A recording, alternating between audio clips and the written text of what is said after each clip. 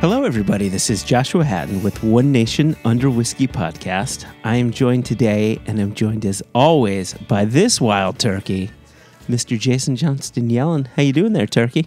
Cock-a-doodle-doo.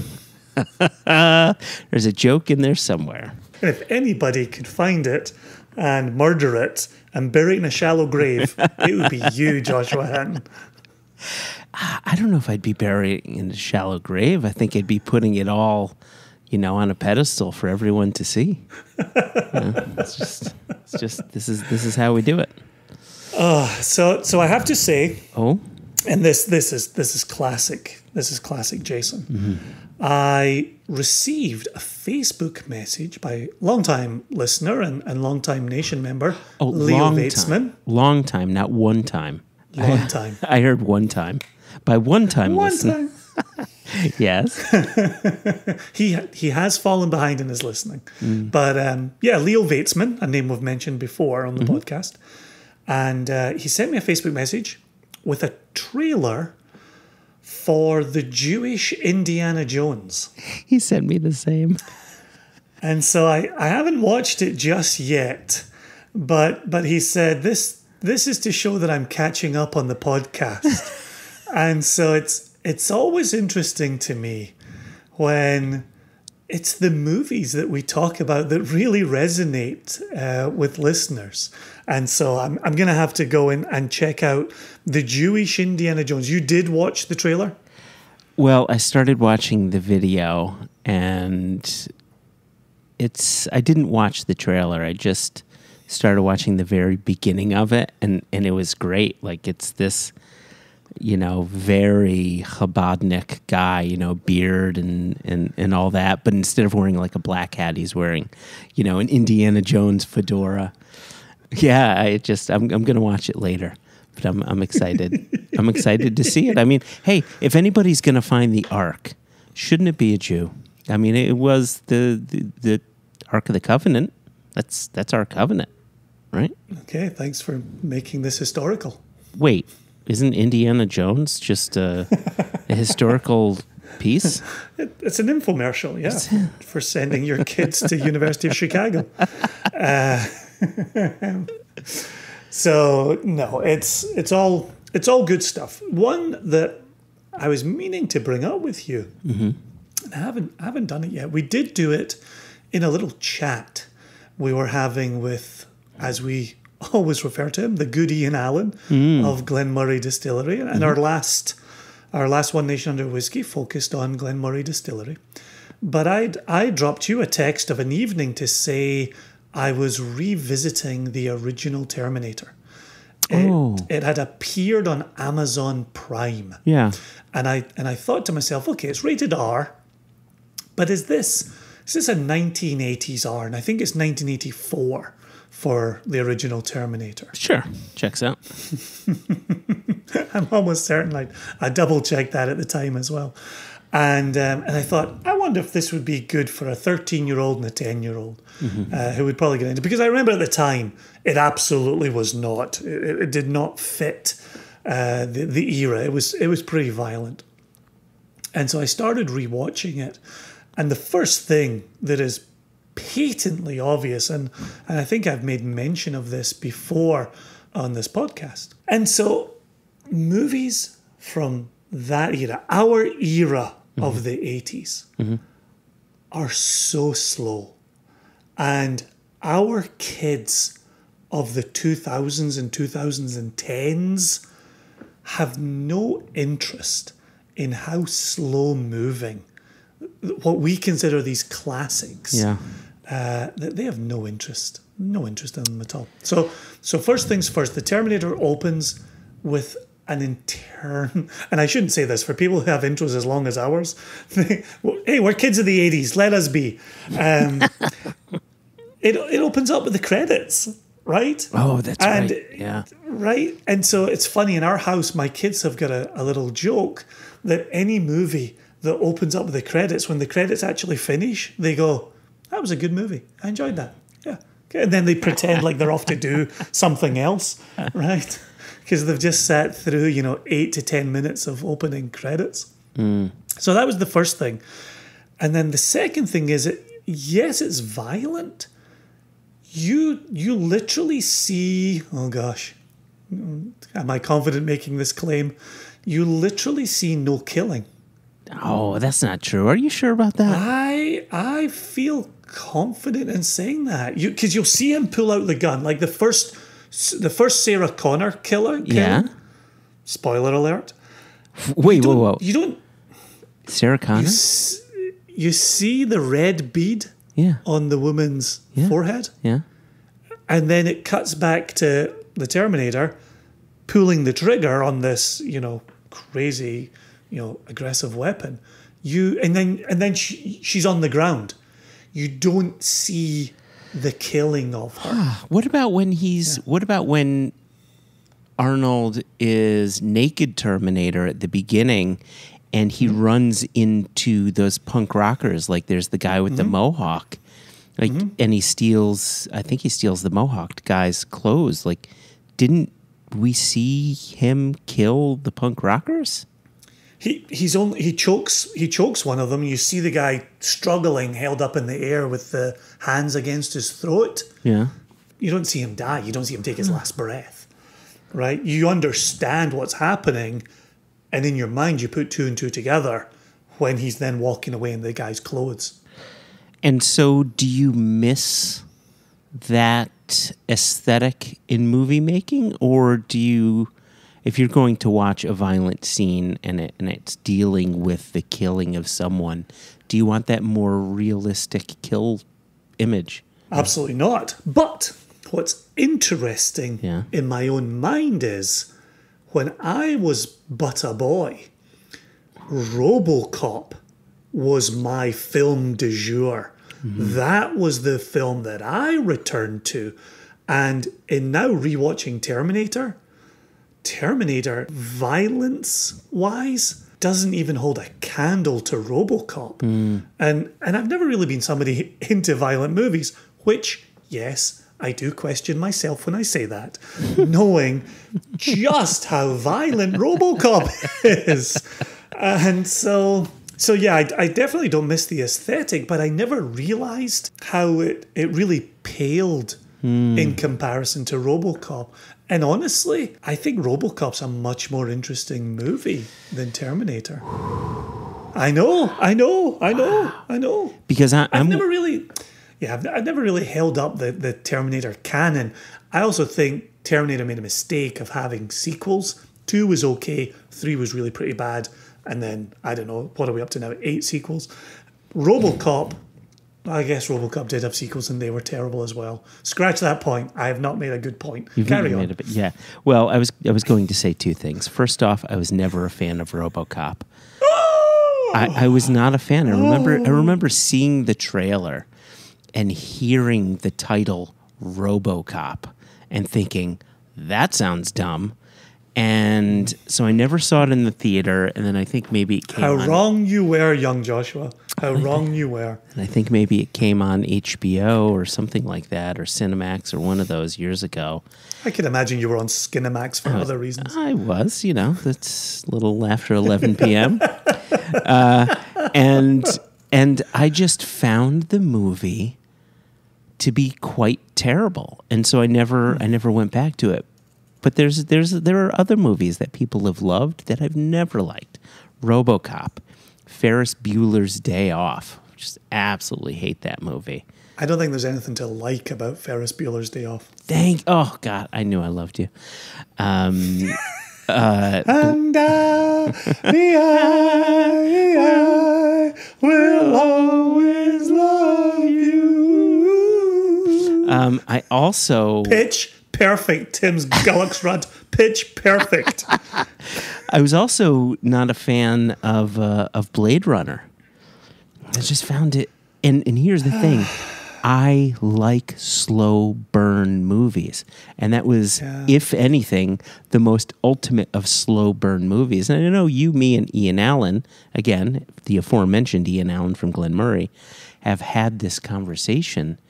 And I love Ridley Scott movies. I just thought that Blade Runner was a steaming pile of hot garbage. Yeah, that's that's a harder one to agree with you on, because I think you are what I would call perfectly flawed on that.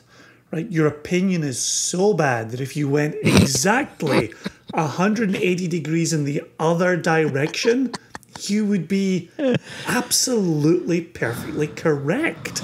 So, yeah, you've really taken a turn on that one. Yeah.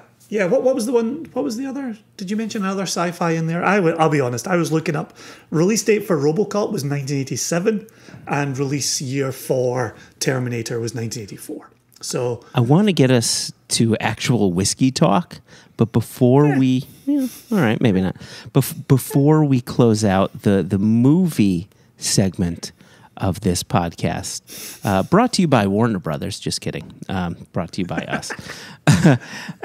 I will tell you that there is a little bit of hope for our nation's future, because I showed my oldest daughter, Delma, the movie Alien. And yeah, I was never interested in Alien.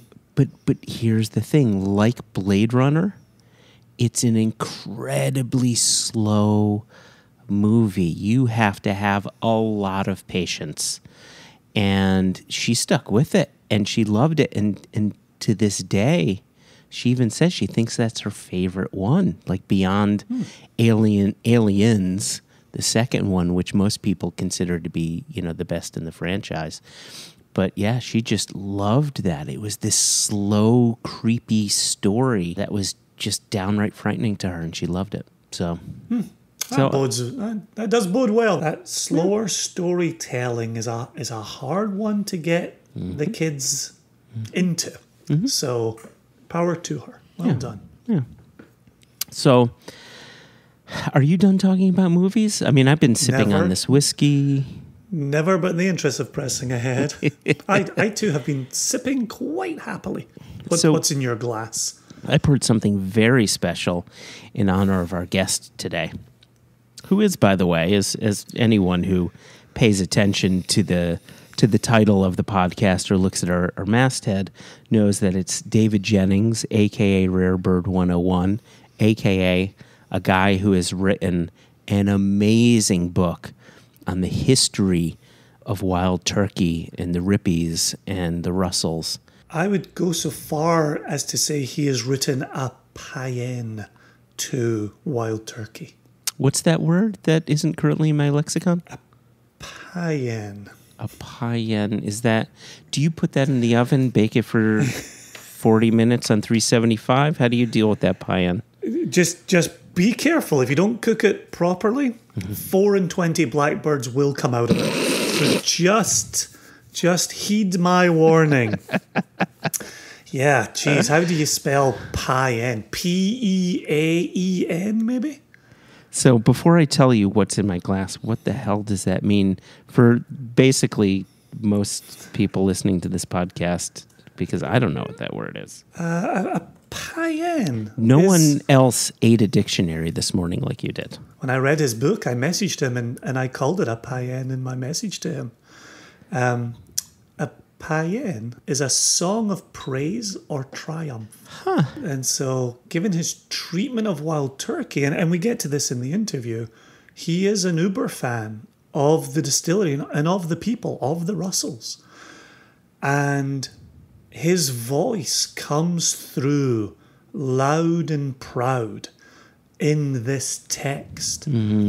But I think that's appropriate. And I found it personally warming to read this love letter, this song of praise, and just hear how well constructed it was. Yeah, I absolutely thought it was commendable. Absolutely. And I have no reason to lie to David. I have no reason to blow smoke up David's wahoo, I think is the appropriate terminology. Checks out. And it is interesting. We will cover this in the interview. He talks about getting feedback on an early draft and being told by other, whiskey writers, well-regarded whiskey writers, not to use personal voice. And he thought, because he's a thoughtful chap, he thought long and hard about it. And he decided he wanted to remain true to himself, to remain true to his passion, and to remain true to his love of the Wild Turkey Distillery. And boy, oh boy, does it take courage to eschew the advice of ready published whiskey authors, especially on your first book. And he did. And I thought the book was better for it. And so that's why I stick to a païenne. Well, thank you for educating us on what that word means. And I agree with you. I think there are a lot of books out there that can be a bit dry, and something that helps engage the reader is buying into the author's passion, if you've got a shared passion, right? But here's the other part. You can go off the rails. Yeah. And one of the things that we always grappled with in writing blog posts was you can be controversial for the sake of controversial and gain clicks from it. But you can also be sycophantic in a way that you know who's sending you the samples. And if you believe that biting the hand that feeds you might potentially lead to a loss of samples, you might err on the side of everything that I get from this distillery is fantastic. Yeah. And I want everybody to know just how fantastic this is. It's very easy to fall into that. And then another category is when you fall in love with a particular distillery, and I think anybody listening to this podcast has a favorite distillery. When you tell your friends about it, when you tell your family about it, when you tell your children about it, because, let's be honest, we do talk to our kids about whiskey and distilleries and distilling, right? Yep. It's very easy to become fawning in your praise and uncritical in your praise. And I think that's the concern when I find myself saying David Jennings, super fan, wrote a book about the distillery he's in love with.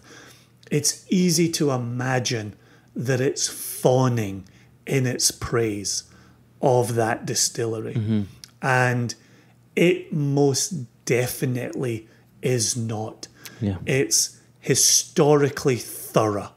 The research is commendable. He hasn't just sat down of a night and thought, what are all the things I love about Wild Turkey?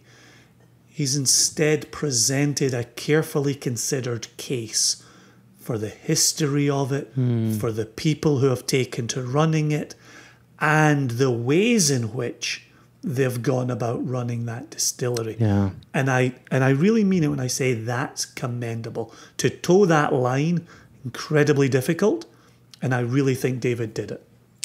Well, let's do this. Let us reveal to one another the whiskeys we have in glass. And then let's sit back, enjoy the whiskeys, listen back to the conversation, and then reconvene after that. Sound good? Sounds wonderful. So I was going to tell you what I have in my glass, but I want to know first what you have in your glass. Well, I'm going to say this.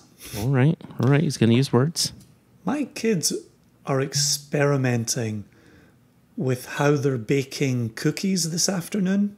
All right. And I am getting a burnt cookie note from my glass that when I first poured it was not in there. And I do not believe is a component of this whiskey. So I'm sniffing around the edges right now to escape the burnt cookie note wafting up from downstairs. For me, this has a wonderful dill component, but it also has a wonderful cherry component.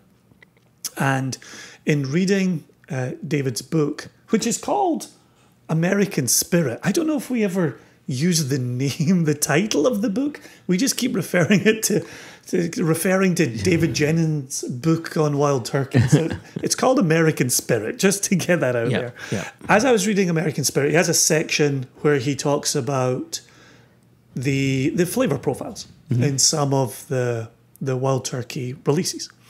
And I was reading one about a rye release, and he had talked a little bit about a cherry note going on. You don't often hear cherry referenced Not in rye whiskey. Yeah. And I just happened to be sitting drinking the Russell's Reserve single barrel rye. Aren't they 6-year-old single barrels? They are, but it doesn't have an age statement on it, and it doesn't have a cask number on it. All right. It is 52% alcohol, though. And as I was sitting reading David's book, American Spirit, I was getting this cherry component from this rye whiskey, and I thought, that's peculiar. There's no cherry notes in rye whiskey.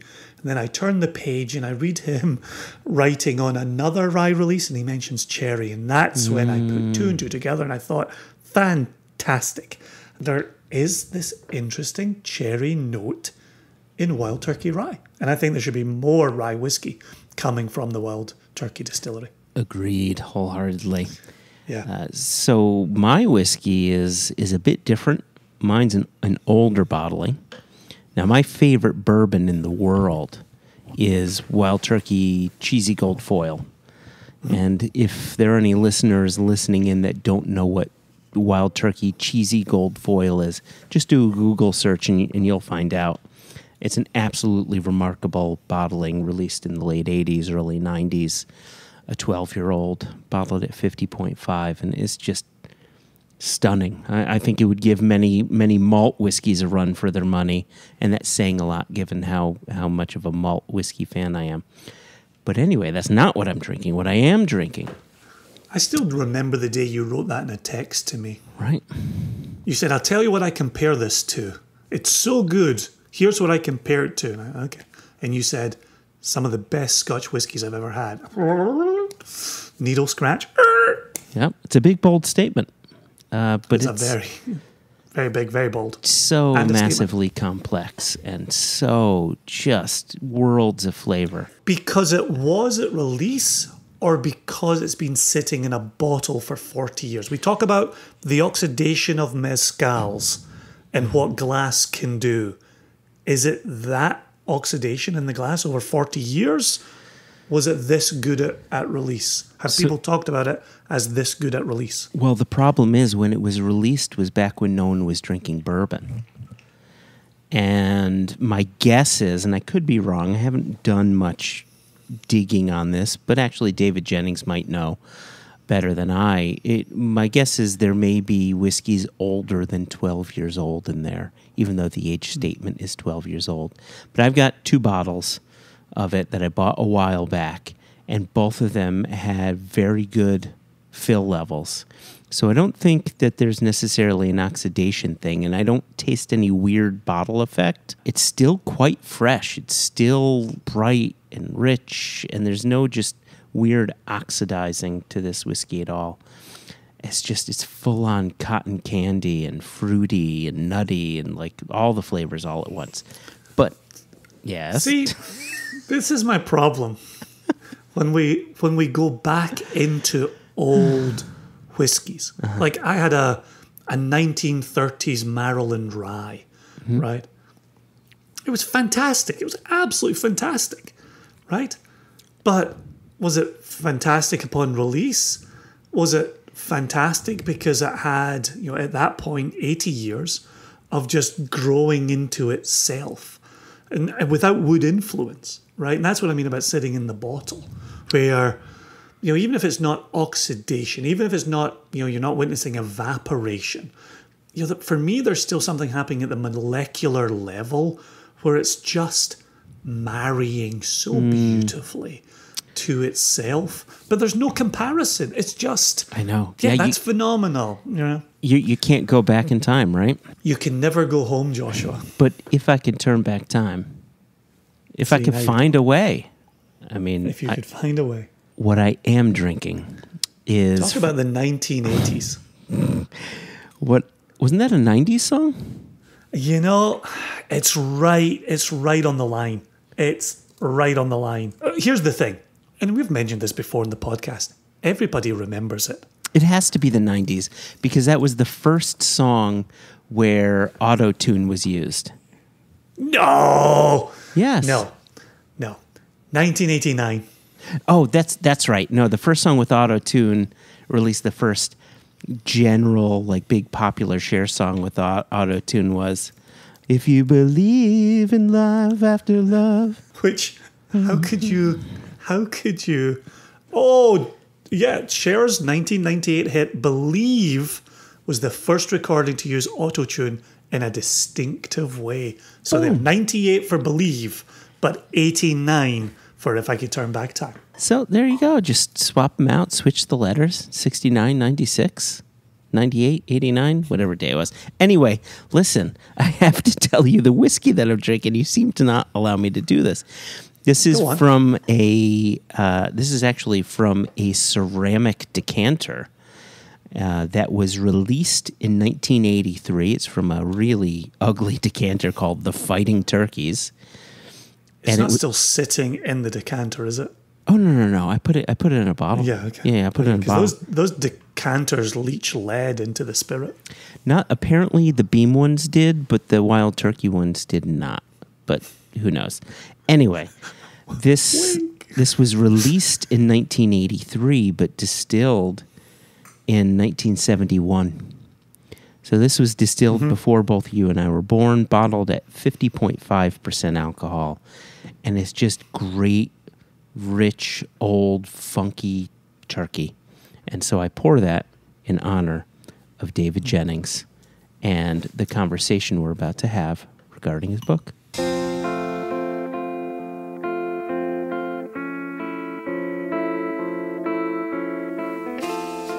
So where did the idea for the book come from? Obviously, you're known across the internet as the Wild Turkey guy. You have quite the following, and Joshua and I count ourselves among your following. 100%. But where did the move come from? You're a guy with an internet presence who knows Wild Turkey inside out and back to front, to I'm going to be a guy who writes this down and publishes a book. Well, the idea came from my wife. She all best ideas do. They do, and she's like, you're writing every night. You ought to write a book. And to me that seemed like going to the moon or something. And she was like, no, I had somebody I work with that did it. You can do it. You're writing every night anyway. And I got to thinking about it. I'm like, I am writing every night anyway. So is it going to be that difficult to just inch along? So I was like, okay, I'm just going to write a book. And I didn't know what I was doing. I've never written a book before. So I started with the introduction. I found out later that most authors write their introduction last because you're basically kind of going through the book, But to me, the introduction wasn't so much an introduction to the book, which is what you find in a typical introduction, as it was an introduction to me and how I got into whiskey. Yeah. And so that's where I started. And I kind of took that narrative into the book itself. So it's not a typical bourbon history book. It is very much a fan book with a lot of history. Correct. So it's different. And, early on, I sent it to some folks for their opinions, and it was kind of mixed because I got some opinions that, well, this isn't like a typical whiskey book. I don't really know if a publisher is going to be interested in this is a fan book. And I got a little bit discouraged, but I was like, it doesn't matter. I want to do this myself. And I think after it was done and it came out and people saw, what I was trying to say, I think that people appreciate a fan's perspective.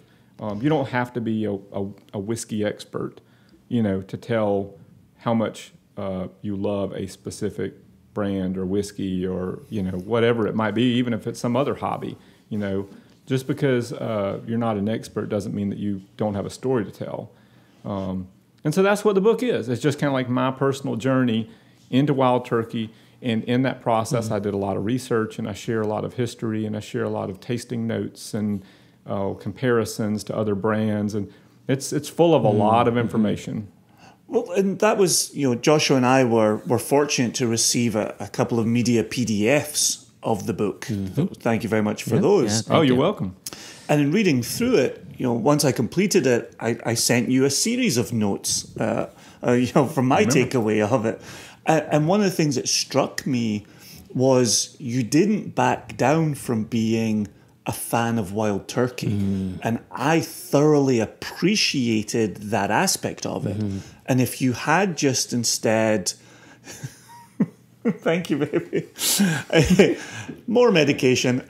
If you had gone down the route of, I am impartial observer, I am taking on the role of journalist, writing impartially about wild turkey, as a reader, I would have lost something there.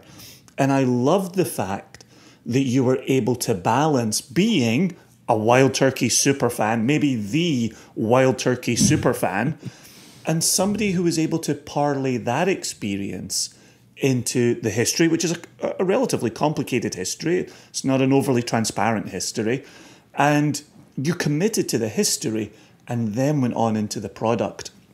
And I really do think you did it the best possible way. And and I said it to you over message, I'm really glad you stuck to your guns. And so I'm curious, as a first-time author, what was it in you that had you stick to your guns and not listen to more seasoned veteran, authorship? Well, thank you. That was very kind. That everything you said there, I appreciate that. It really boiled down to I had to be me. Like it's easy to want to be something else. It's hard to actually make that happen and come across as genuine, because in essence you're acting, and so I write a certain way, and it's a conversational type of writing. Y'all familiar with my blog? Absolutely, and that's just the way I write. And to try to write any other way is kind of, it takes away my creativity. It takes away my passion and my happiness. So I just went forward with what I knew, which is just giving my opinion on things. And sometimes I insert that even in the history portions, as you've read. I'll insert my opinion about a certain event, and I try to phrase it that way too, like, in my opinion, or, from my perspective. But that was another way too, to kind of subtly tell the reader that, I'm not a historian, and I'm not claiming that this book is, this should be, as like the source for wild turkey's permanent history. Although I did take a lot of time researching it, I didn't just Google, I spent time on the Kentucky Secretary of State website a good bit. I was on Ancestry.com a good bit, which then linked me to census reports. I was able to pull some tax records, insurance records. It was a lot of research in this thing. But at the same time, also wanted to keep the pace going. Like, you can get stuck on a detail, and you can talk about, 1 year of a person's life for like, 10 pages, and that may not be very fun for people. Or you can talk about how many bushels and barrels and production numbers. And I threw a little bit about that in there, but if you start bogging it down with numbers, the average reader is going to be like, "What? Well, I don't, totally. This is too much." So I had to keep that to pace. Be too much of a super fan, right? You don't want to be. You don't want to get too nerdy. Like, you want to have just enough nerd stuff in there to where they learn something new. Like, ooh, that's cool. That's a cool little fact. But if you bog it down with a bunch of statistics and meaningless numbers, then, or at least meaningless to the reader, like Joshua said, you've lost them. So, well, and another one of my comments to you was that this was, one of the issues I've always had about learning about bourbon, now that I'm in America, is that the histories aren't always transparent. And there has been a lot of marketing, and there has been a lot of myth making. And I really like peeling all that away to learn about the history of a distillery. And the thing I said to you was, and I don't think you're going to embark upon this project, but I would love to see you do one of these for every Kentucky distillery. Right? I love how you just, you'll just shone a light on a very simple. You shone a light on a complicated history, but you presented it in a simple, accessible way, and I greatly appreciated that. Yep. Yeah, I wish that there were other folks doing the same. I mean, I would love to read, a fan's point of view on, whatever, Four Roses or Beam, or there are books about Four Roses and Beam and makers, and I have Al Young's book, and it's a nice book. It has a lot of information in it and a lot of pictures.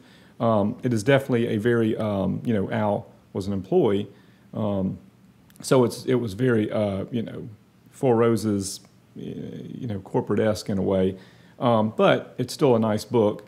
And I should also mention that I hated when Al Young passed away. I hated that I was never able to give him a copy of this book because he did a series of interviews for the University of Kentucky, the Nunn Center, and he interviewed Jimmy and Eddie, and he interviewed Livia Ripy and Thomas Ripy, and those videos were crucial. Those interviews were crucial in my research. There was a lot of conversational information that came out that you would never have found, in a report or a filing with the state or any. I mean, I'm so glad he did those, and he did them well. I mean, he did great at interviewing people, and I'm so glad he did those because it. I don't know if this book would even be here without it. And but when he passed away, it was heartbreaking for me because I was like, dang, because I really wanted to have that day where I got to hand him a copy and say thank you for doing this, Al. But a shame. I'm glad, and anyone that's listening, you can go to YouTube and you can do a search for the Nunn Center, and there's lots of other interviews on there with like Jim Rutledge. I mean, there's a lot of great high quality, and they're in short form, so like you can just watch. It's not like one long interview with Jimmy Russell. It's like 10 6-minute videos with Jimmy. So you can drill down to a specific topic, and they're how really are you spelling Nunn? It's Nunn. N-U-N. It's in the Nunn Center, and it's in the book as well, in the references. It's listed there as well. So that gives you the actual full URL for YouTube. Okay. Awesome. Yeah, nice. You're just a man of resources. Well, I was trying to find everything I could. So thank goodness for the internet. You can find a lot now. I wish that going back to what you said, I wish that other fans of other brands would do the same thing. I mean, there's a treasure trove out there. I mean, it's not just American whiskey.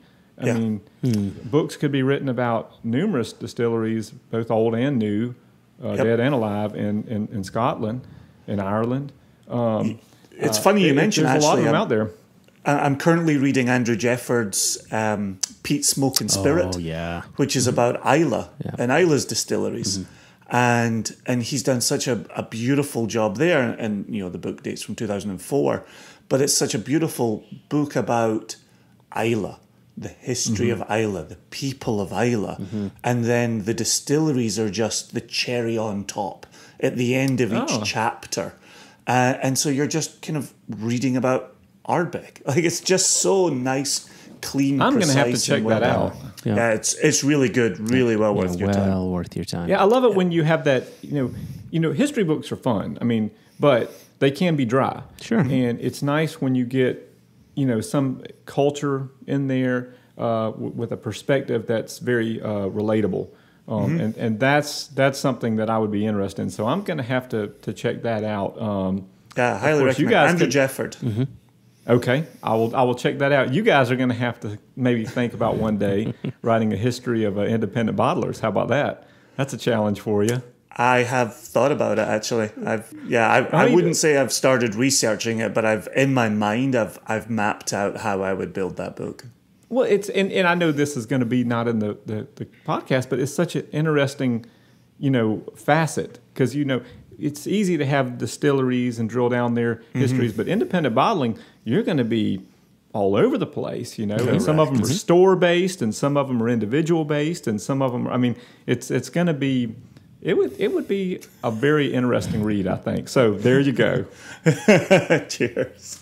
Yeah, I think the biggest issue you run into really is a Herculean task to try to do a history on all of the independent bottling that's been done since the very beginning. You've got the U.S. and Germany and Scotland and the Netherlands and independent bottlers from Japan and South Africa and the list goes on and on. It could be kind of exhaustive. So,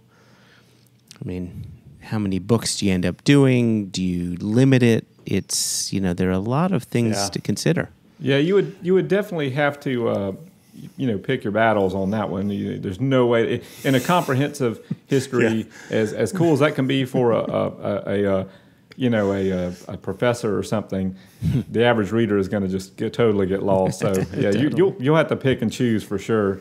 Yeah, it would not be an encyclopedia of independent bottlers, and that's why in my mind I was kind of thinking, what would be the thread that would kind of run through this, and what would you pull off of that? Well, what I would probably do is, and this is just if I were doing it, I would look at who are the big modern ones, like who's in the scene right now. Make 100%. Sure the majority of your focus is on that, but then be sure to go back and touch on some of the more well-known, older, independent bottlers that are no longer with us but have legendary status. So exactly. That's probably what I would do if I were. And I'm sure there's some legendary bottles as well, like this particular bottling is known as like the holy grail of the Isla or whatever. So you could do something where you have a spotlight on certain specific bottlings that are legendary, and then you could have some that these are ones that are kind of available now if you just go looking. So. No, agreed. We're of one mind. Yeah, indeed. There you go.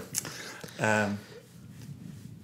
I'm trying to leave Joshua space to ask questions because I could run away with this. Oh my God, Jason, you're being so generous, leaving me some time to ask a question. So I do appreciate that. Yeah, just thinking about how you started all of this, it's clear that you've got a good deal of passion backing everything that you're doing from the blog, which you've been at for quite a while now, and now the book. Like, can you give our listeners a little bit of a peek into your life and where this passion comes from, where this drive comes from for bourbon? So you're a musician, and I'm sure you have a favorite band or two, right? Sure. Yep. And the only thing I can relate really that I've been passionate like this about is music. So back when I was in college, I was really into REM. I was really into the Beatles. I was buying up books and watching documentaries and having friends record on VHS tapes, different live performances that, I might miss because I didn't have the same cable channels they did or whatever. And, you're reading everything. We didn't have the internet, There's a blast from the past. So, everything we got was like from a magazine or MTV or, you go down to Barnes & Noble and, you didn't have money to buy books, because you're like a, 19-year-old student or whatever. So, you just sit there and you read on the couch, and, I was real passionate about that, and that turned into me playing guitar and writing songs, and that's kind of so from my loving something like music or certain bands, it translated into me being a creator. So I learned to play guitar, I learned to write songs, I learned how to record on Pro Tools, and it kind of expanded from there. And this is similar to that. I found something, that it touched that it touched that same nerve. It struck that same chord in my mind that I did when I was a teenager and I discovered music.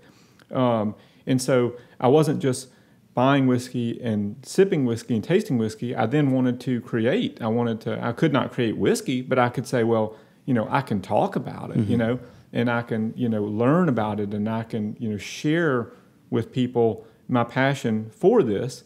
And I don't have to be an expert to do that. No one has to be an expert to do that. If you're excited about a particular whiskey, you don't have to just shut up and keep it to yourself. You can share it with people. You can talk about it. You can make a YouTube video. You can write a blog. You can, whatever. I think that's the best thing about, and it's the same way in the music, community. You don't just write a song and lock yourself up in a room and never play it for anyone. You go up to your buddy and you say, hey, man, check this out, or I got this new riff. What do you think about this? And you collaborate.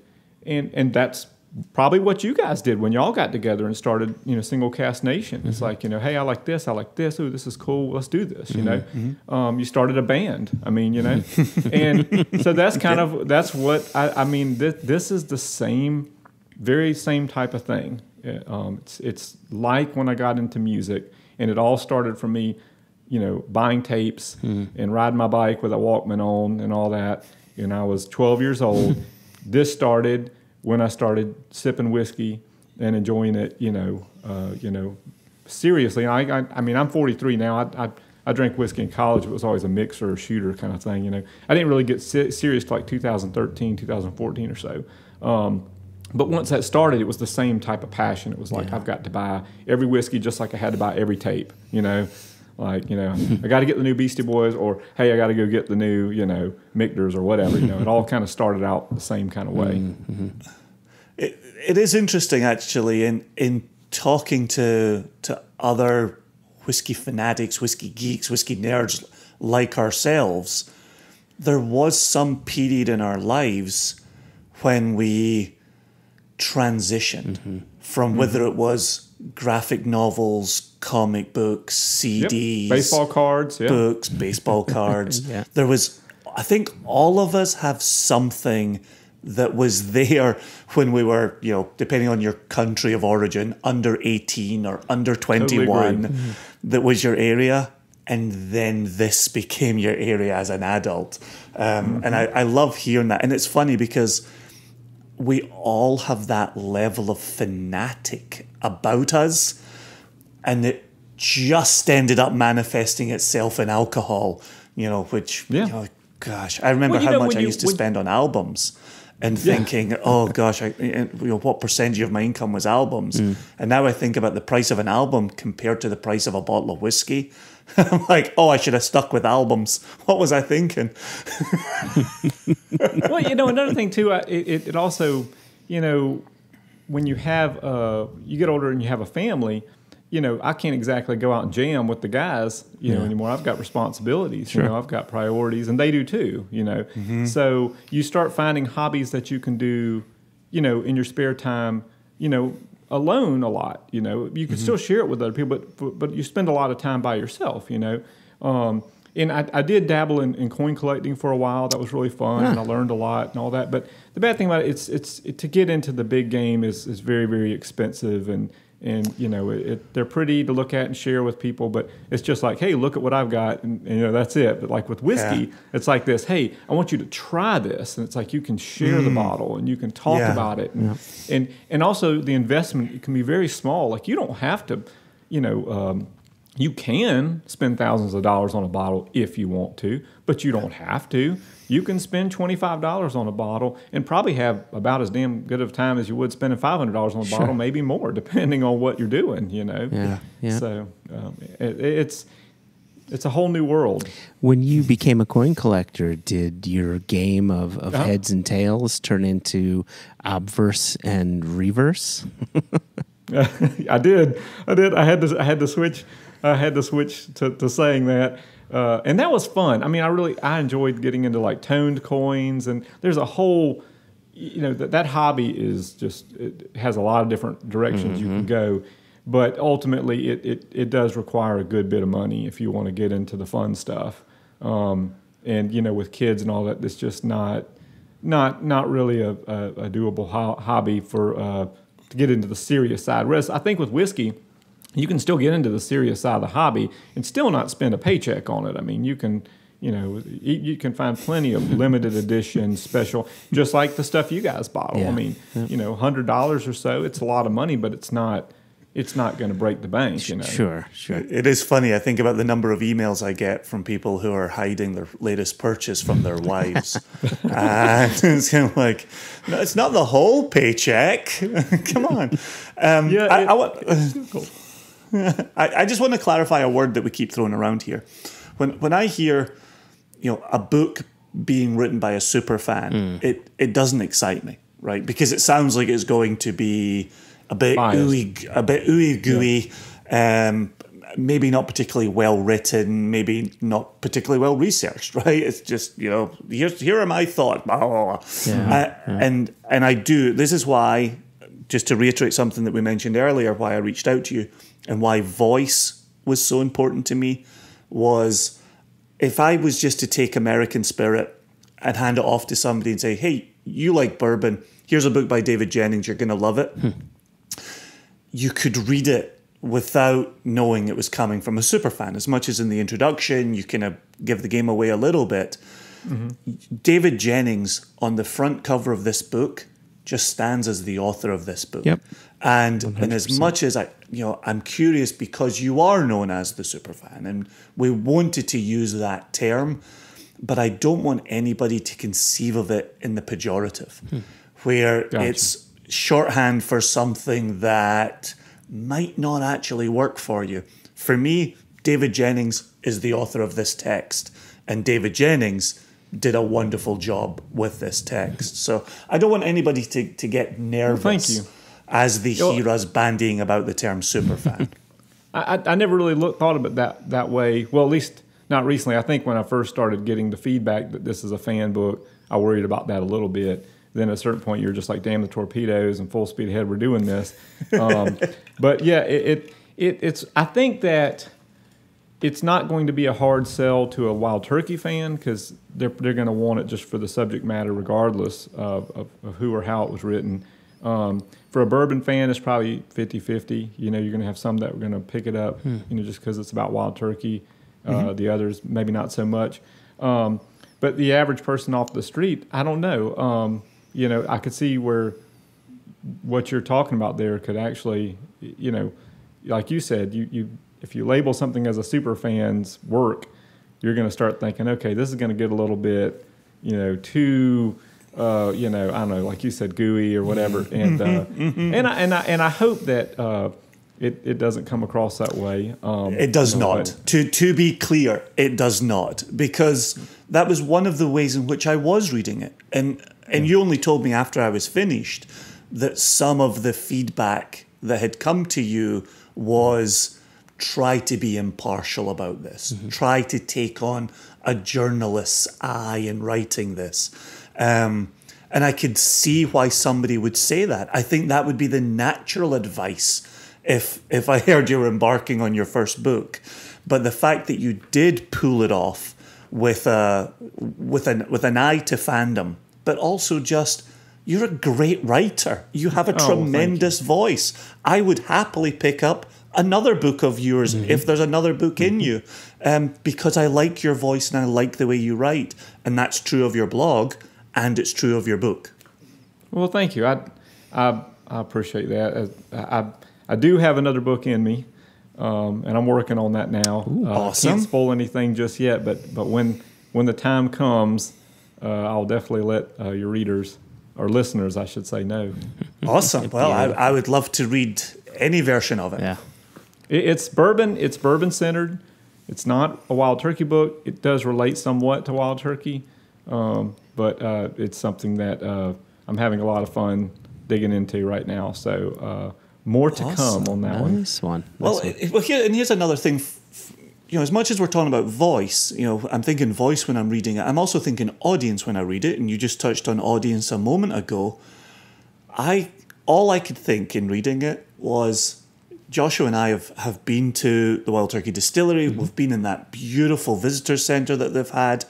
I could easily imagine a corner display of your book, and anybody who finds themselves at Wild Turkey picking up a copy of your book to take away and delve a little more into what they've experienced on site, because it's such a wonderful place to visit.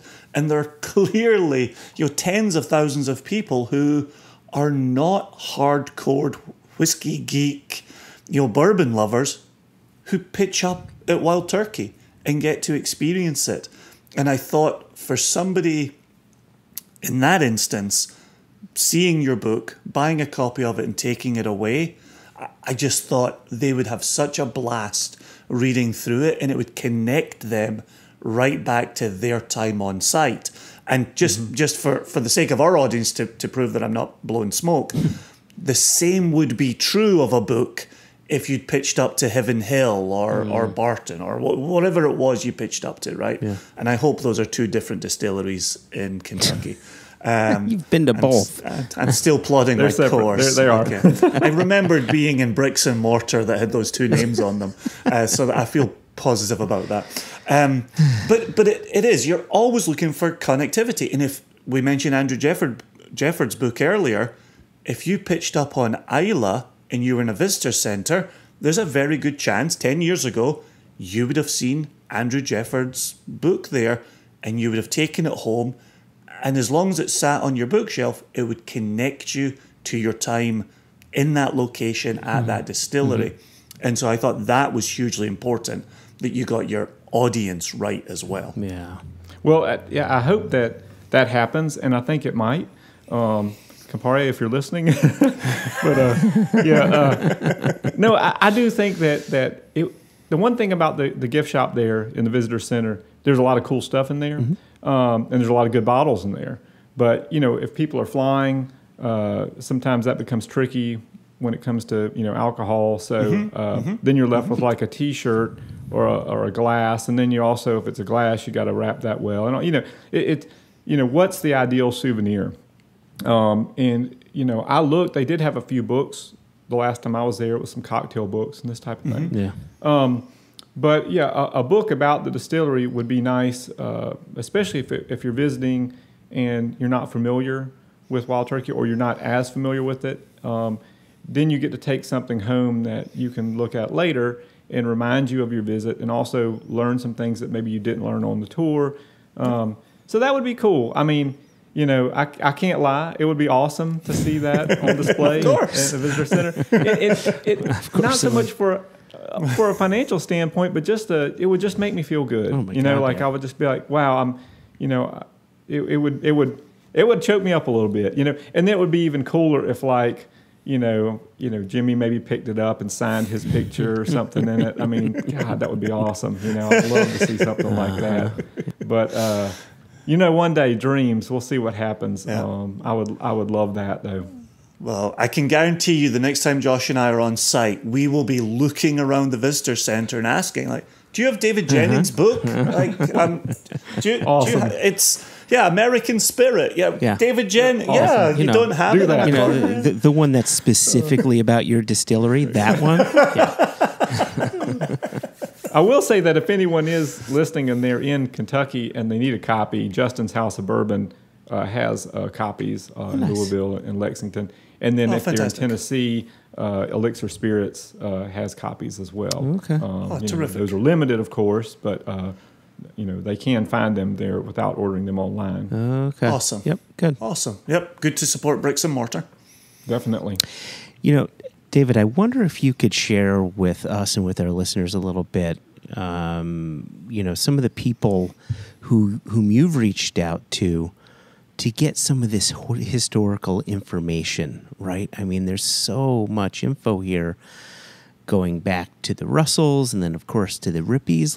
Who did you speak with? Who are these authorities that gave you all of the information that you used to support, writing this book? Well, interestingly, on the Russell side, it was Roger Street.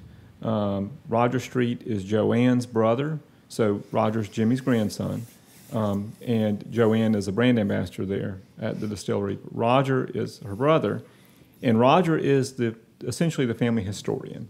So he has all the photos and the stories and the newspaper clippings, and he knows all of the uncles, aunts, and cousins, and everything. He was the one that I was told that I should talk to. Oh, okay. And Roger was, I talked to him on the phone on several occasions. We had lots of email exchanges, lots of documents exchanged.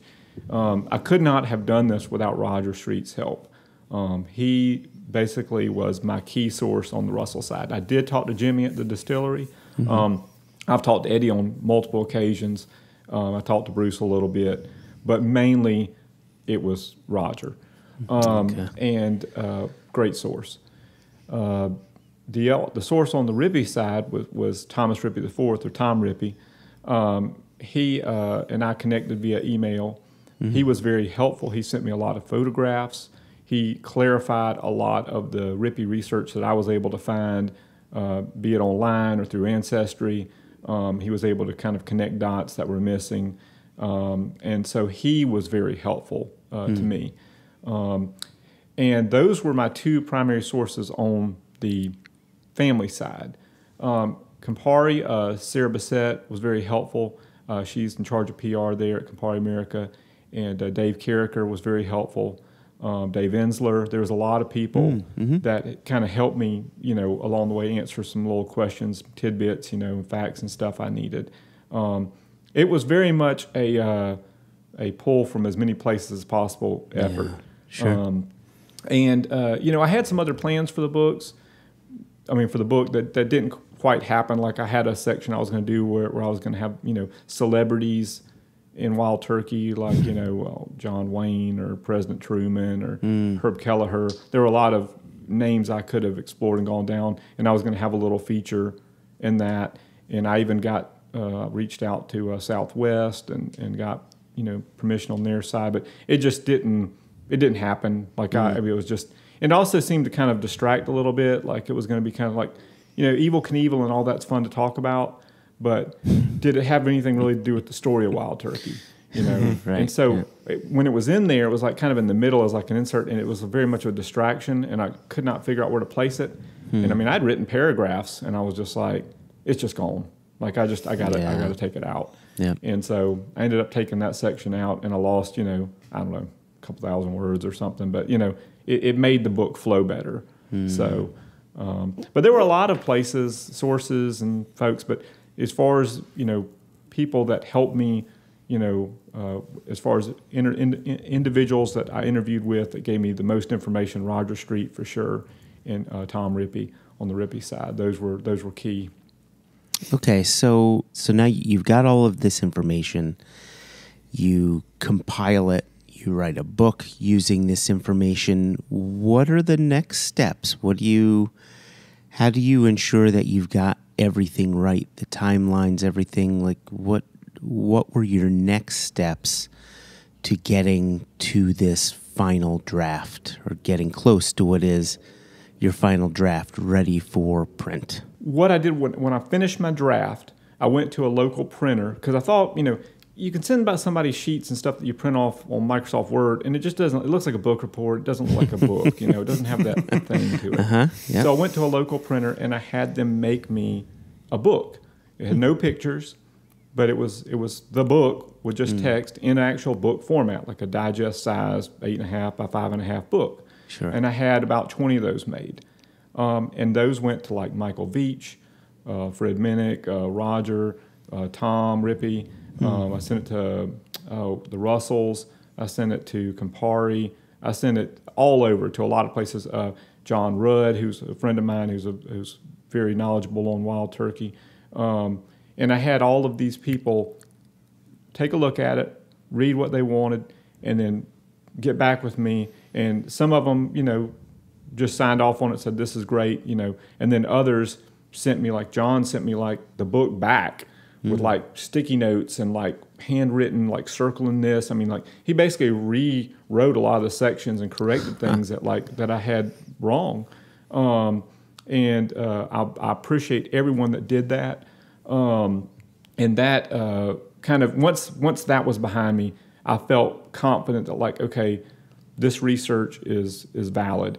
I also found some things that, like, there's a history wall in the visitor center there in Lawrenceburg, And I found some things on the wall that didn't jive with the research I was pulling. And so I had to dig deeper. And so I ended up finding government records to back up the correct dates, the correct names of places and people.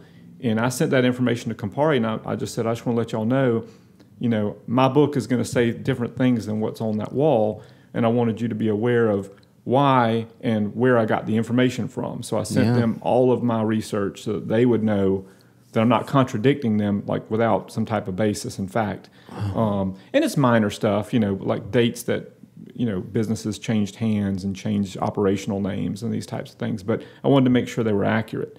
So I shared that.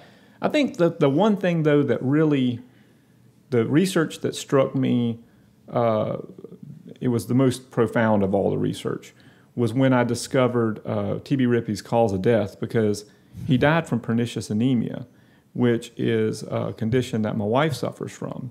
But it's treatable now. Like, I mean, all you have to do is get B12 injections, they monitor your levels and you're fine.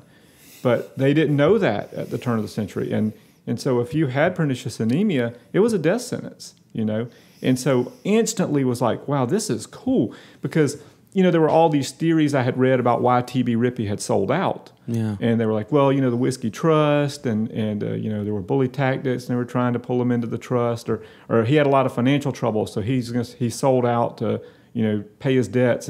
But it never really was like a good answer. I'm like, well, if he sold out, he had all these sons that he could have pushed the business down to, And anyway, to find that, and then that he went to Battle Creek at the Battle Creek Sanitarium, where John Kellogg, of Kellogg's cereal fame, is basically treating him, and he dies there. It was a really interesting storyline for a bit there. That to have this connection from Lawrenceburg to Kellogg cereal, it was quite interesting, and so that was a cool little thing to find. But even connected right into your family, like that's remarkable to have. The pernicious anemia? Pernicious anemia, right. And which is a tremendous name for anything. Like pernicious anemia. Not just anemia. It's a very bad disease if pernicious. You don't treat it. It's basically like multiple sclerosis is what it ends up being. That's incredible. As far as symptoms go. But and the worst thing you could probably do is put someone on a cereal diet whenever they have that, because you need protein, you need meat, because you can only get B12 from animal sources. So, I mean, whether it's cheese or milk or something, now they can manufacture it. But back then, you should have been giving people liver and these types of things. Yeah. Excuse me. But I mean, even then, if you have true pernicious anemia, that's not going to save your life, because you lack an intrinsic factor in your stomach that bonds and gets the B12 into your system. And I'm no doctor, but that's my understanding of it. But, I just play one in my book. Yeah, but that was probably the worst. The worst thing he could have done was probably eat a cereal diet. But the whole Battle Creek Sanitarium is a interesting story in and of itself. So I don't want to go off the rails, but y'all, if anyone's interested in some really strange, medical practices, phototherapy and electrotherapy and hydrotherapy and all kinds of interesting things happened at Battle Creek. Yep. So the history of American medicine is fascinating in its own right. I'm halfway through a book on Bellevue, the history of Bellevue. And again, practices that were put into effect, or practices that some doctors argued, voraciously for, or vociferously is the word I'm trying for, vociferously. The fact that they're arguing for things that we now just accept. It's remarkable. So I could imagine maybe another side project for the author, David Jennings. I'm going to stick with bourbon, but yeah, it's fascinating to read about, but I don't know if I want to go down that path. So for the benefit of our listeners, I'm going to ask you the most obvious question of all obvious questions. But, we've clearly got a lot of Scotch lovers who listen to the podcast. Whenever we put up a bourbon episode, it gets passed around the bourbon community. And so I'm asking this really for the benefit of the Scotch drinking listeners out there. And you touch on it in the book, but obviously if someone's listening to the interview, they're not necessarily reading the book. And you know what the question is.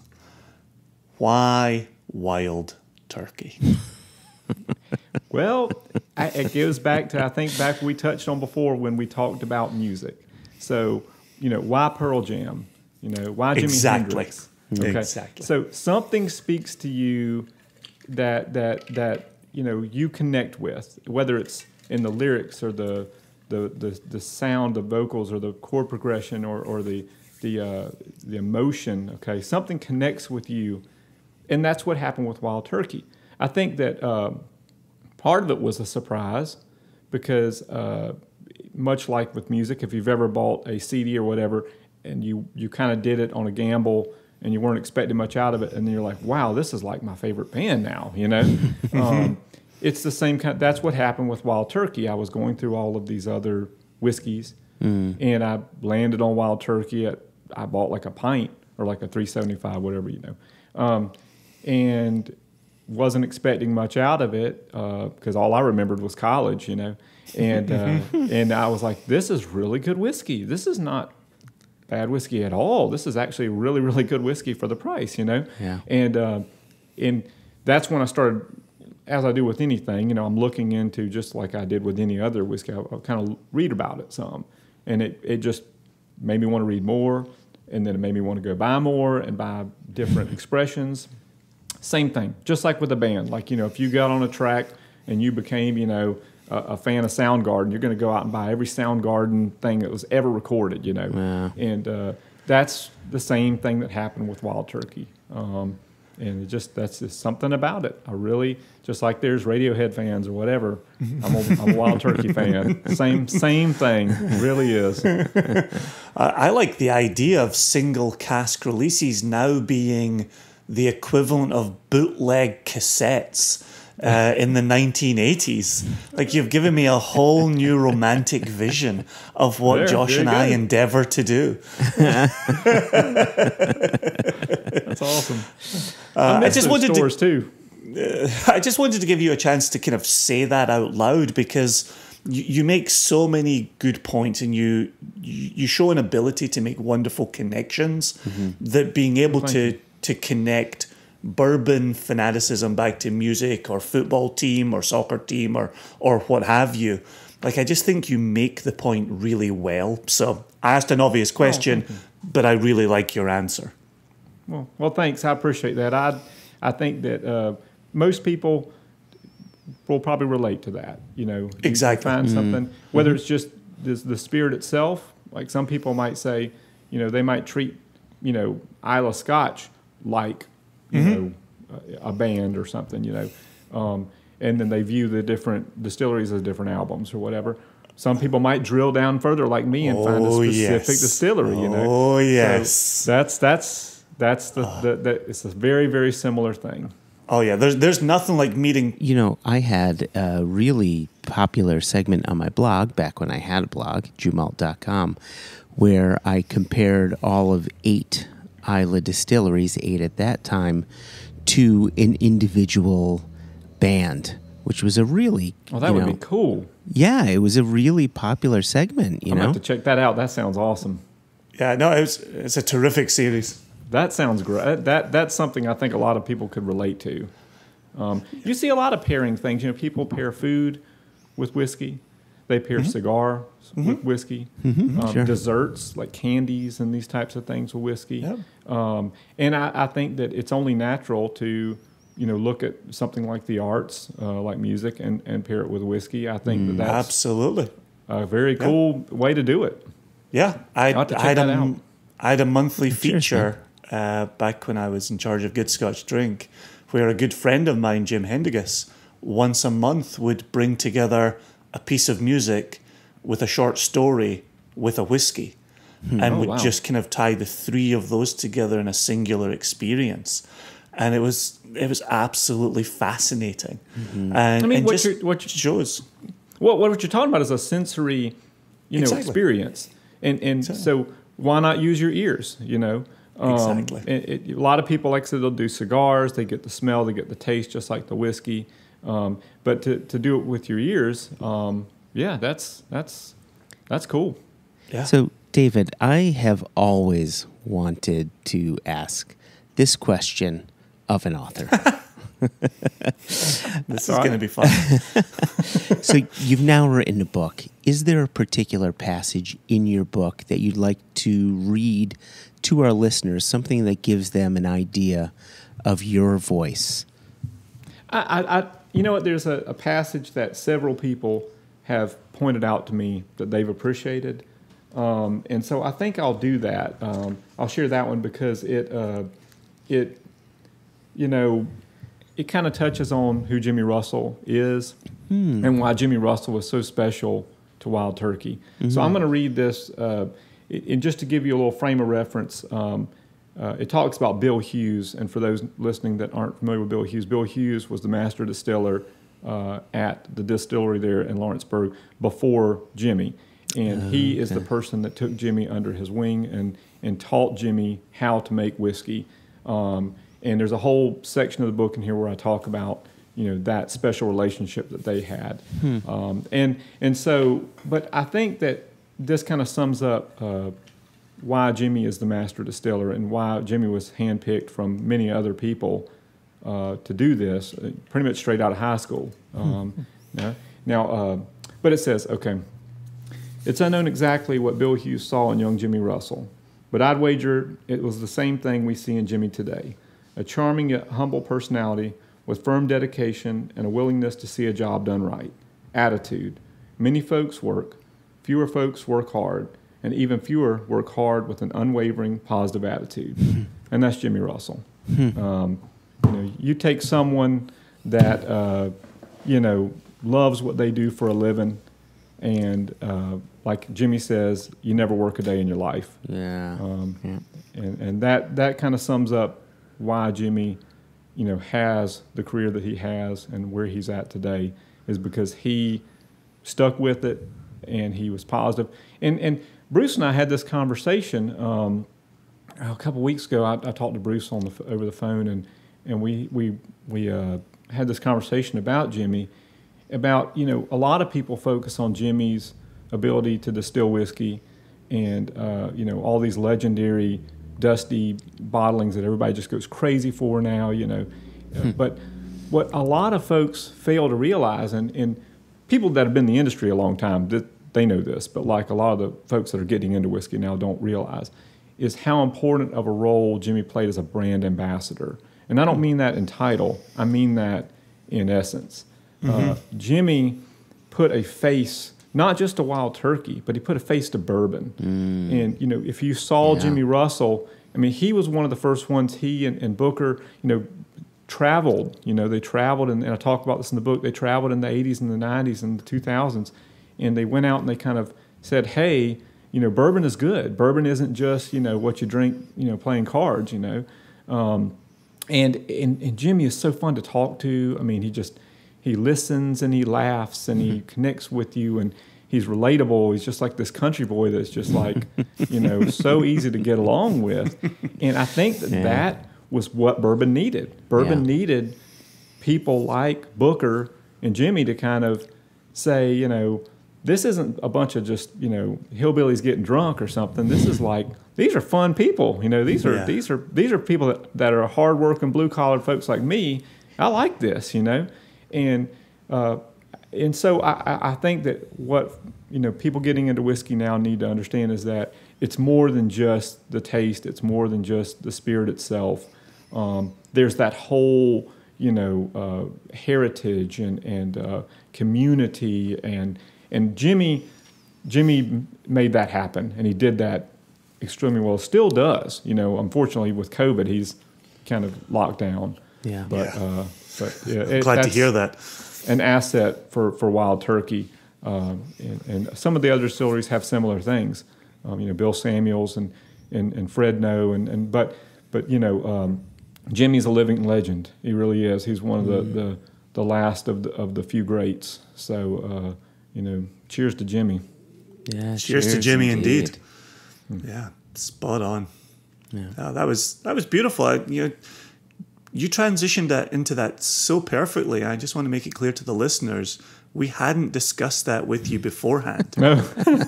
Like that was but thanks to, on the spot. You knew the passage from the book that you wanted to share. Well, because several people have reached out to me in the last few days. Like one person put it on their Facebook, another person put it on their LinkedIn. I had a couple emails about, I really love this. I'm putting this on my wall at work. I'm serious. I'm like, they really enjoyed that little passage there. And it's really, it's the essence of Jimmy. But if we could all capture that, we could all succeed at something, whether it's in your personal life as a husband or a father or brother or whatever, sister or whoever, or if it's in your professional life. But, if you can work hard with an unwavering attitude and you're passionate about something, you're going to go somewhere. I mean, you really will. People will recognize that, and you'll make whatever you're working for or towards is going to be so much better for it. Yeah. It's interesting that you say that about Jimmy and the Wild Turkey Distillery, because to my ear, you've just described yourself and the book that we're here talking about. Well, that's more than generous, but I wouldn't have done it if I wasn't passionate about it. I'll tell you that right now.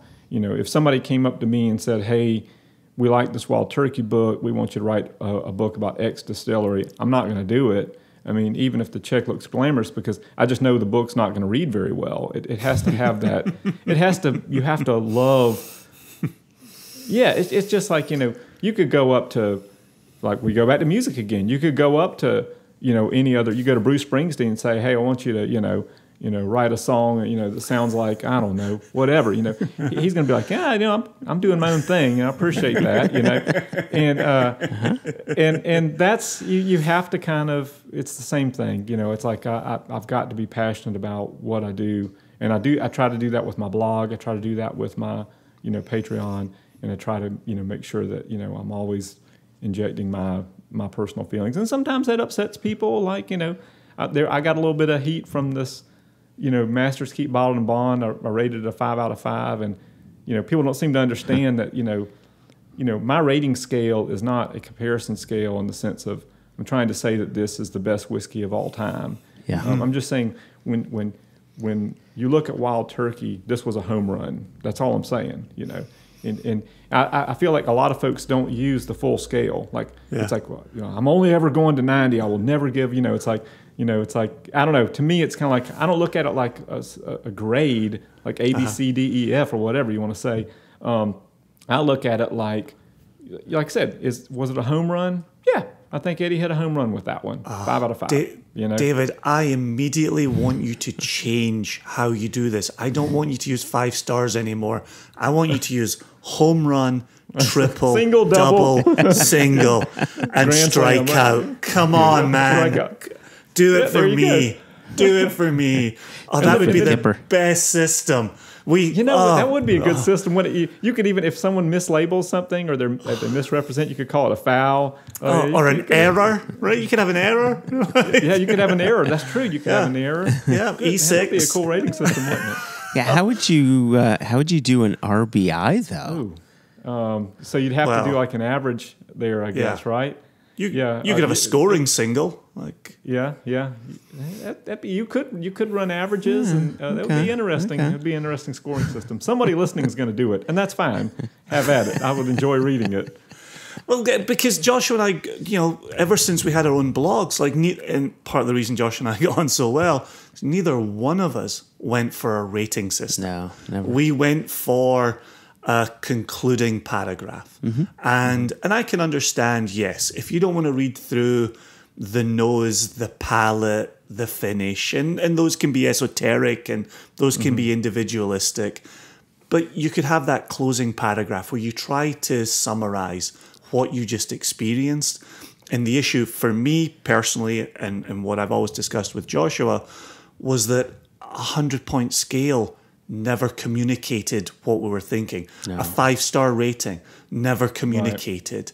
Right. There was nothing numerical, because if you make it out of 100, you don't go beyond 90. If you make it out of 10, you don't go beyond 9. If you make it out of 5, you don't go beyond 4.5. Like, you're always running into the same parameters. And so, yeah, it might take a little bit longer to read a concluding paragraph, but hopefully there's something in there that we can give you to take away.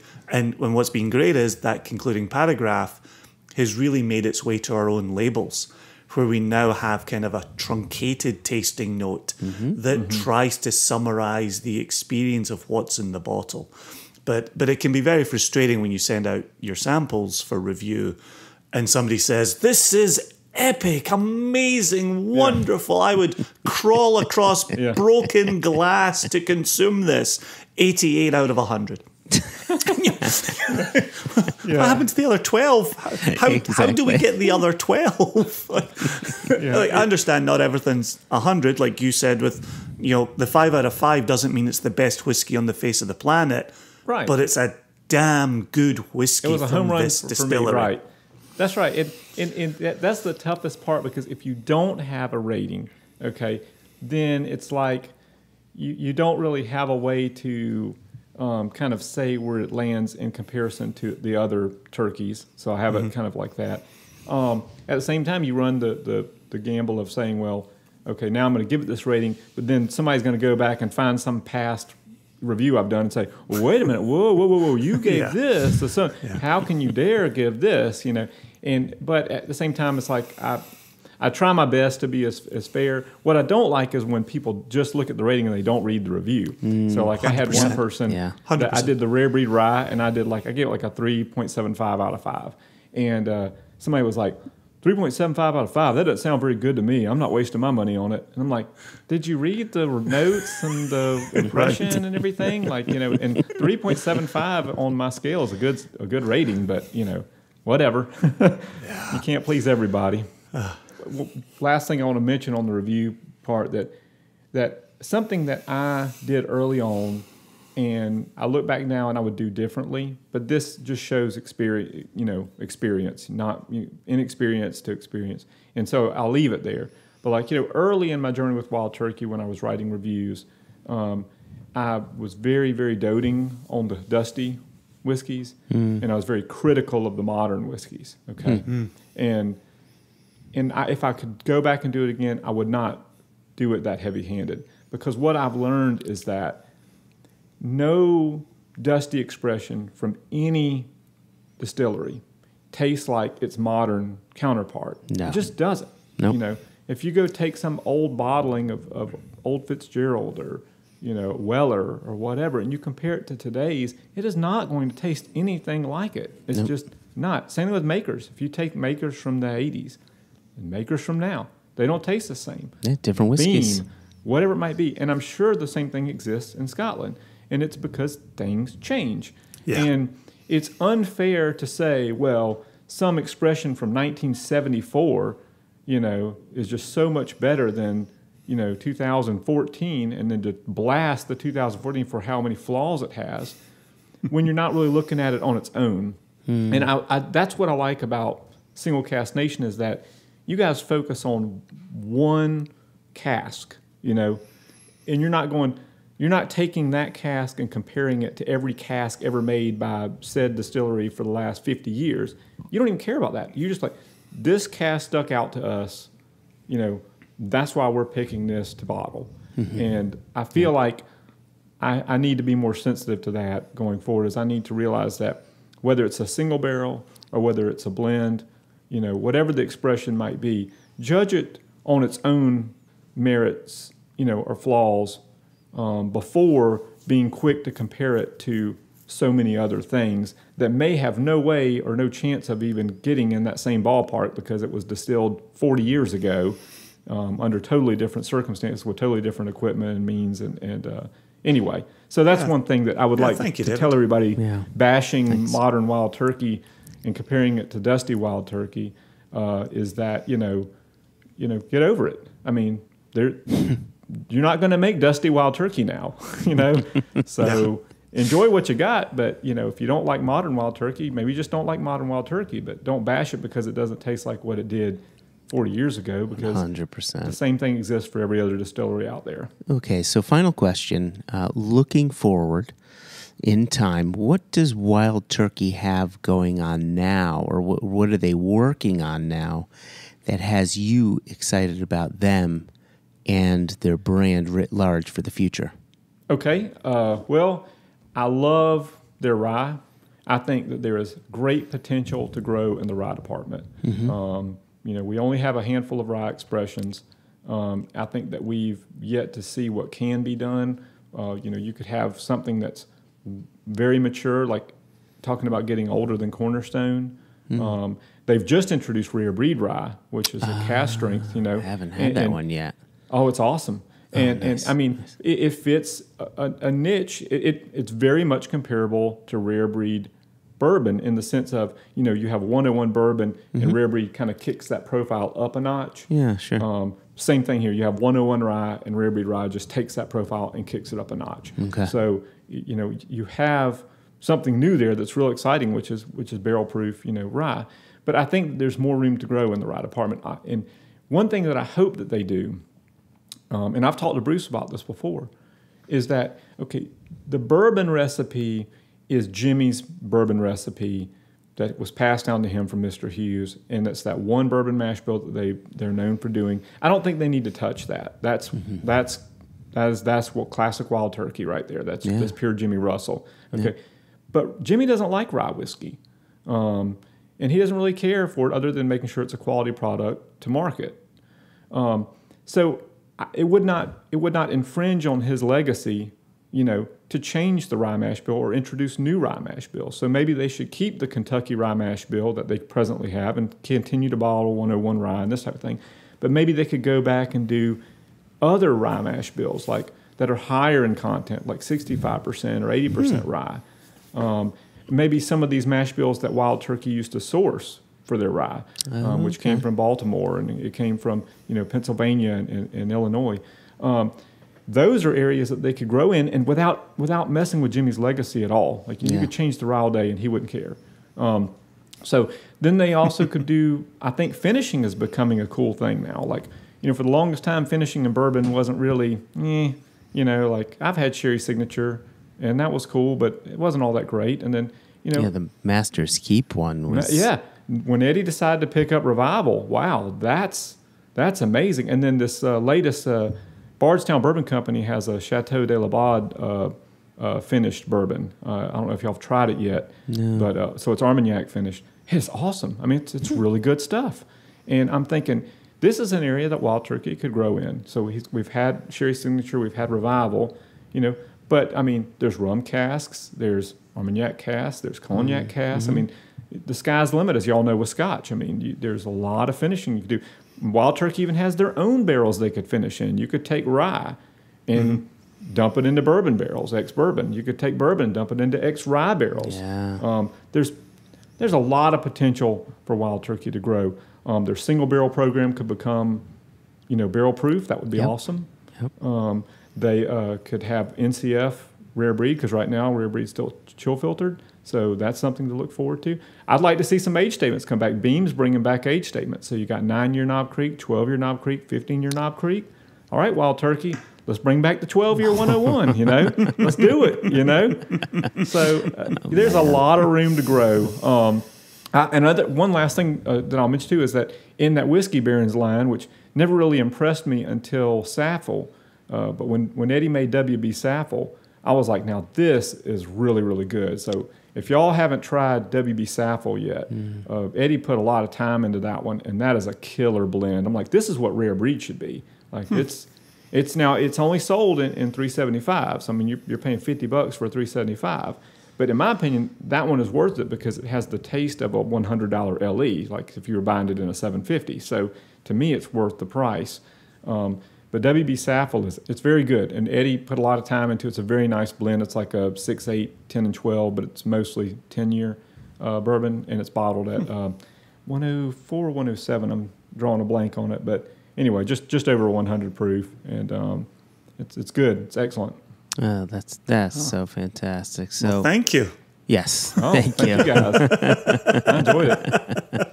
It's brilliant. I always like talking with you guys. Y'all are always you have the best questions and you approach things.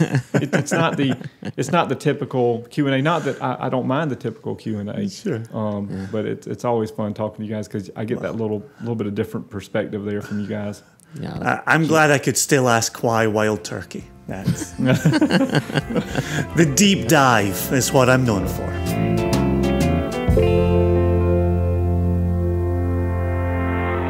well, that was a downright lovely conversation with the good David Jennings.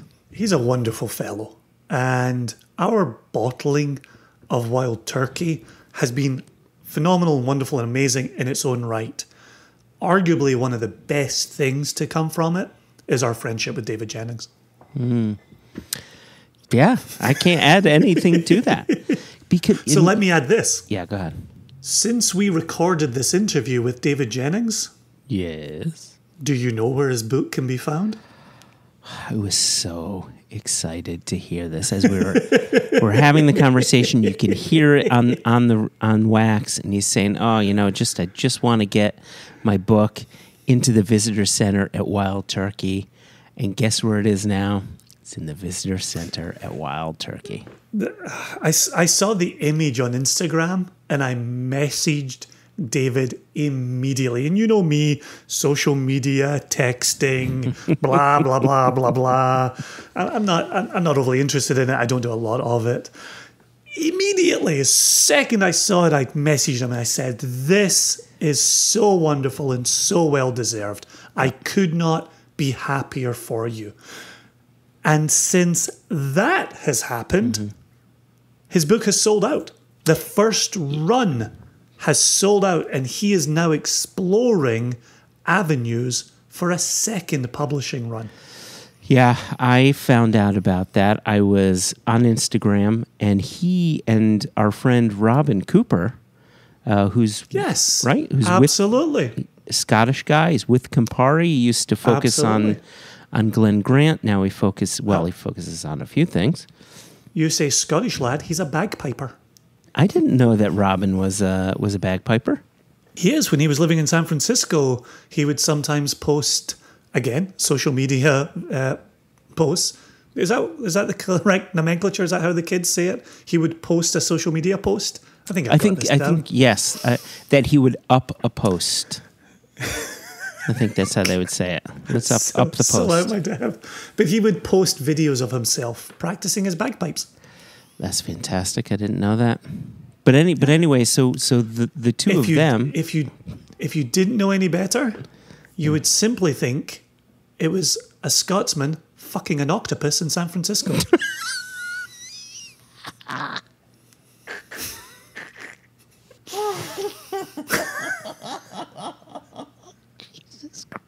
I'm just going for the highest percentage of jokes not used in a podcast. That one's staying. That one is staying. So I had caught a conversation between our friend Robin Cooper and David Jennings on Instagram. Robin was doing one of his weekly chats. It was a great interview.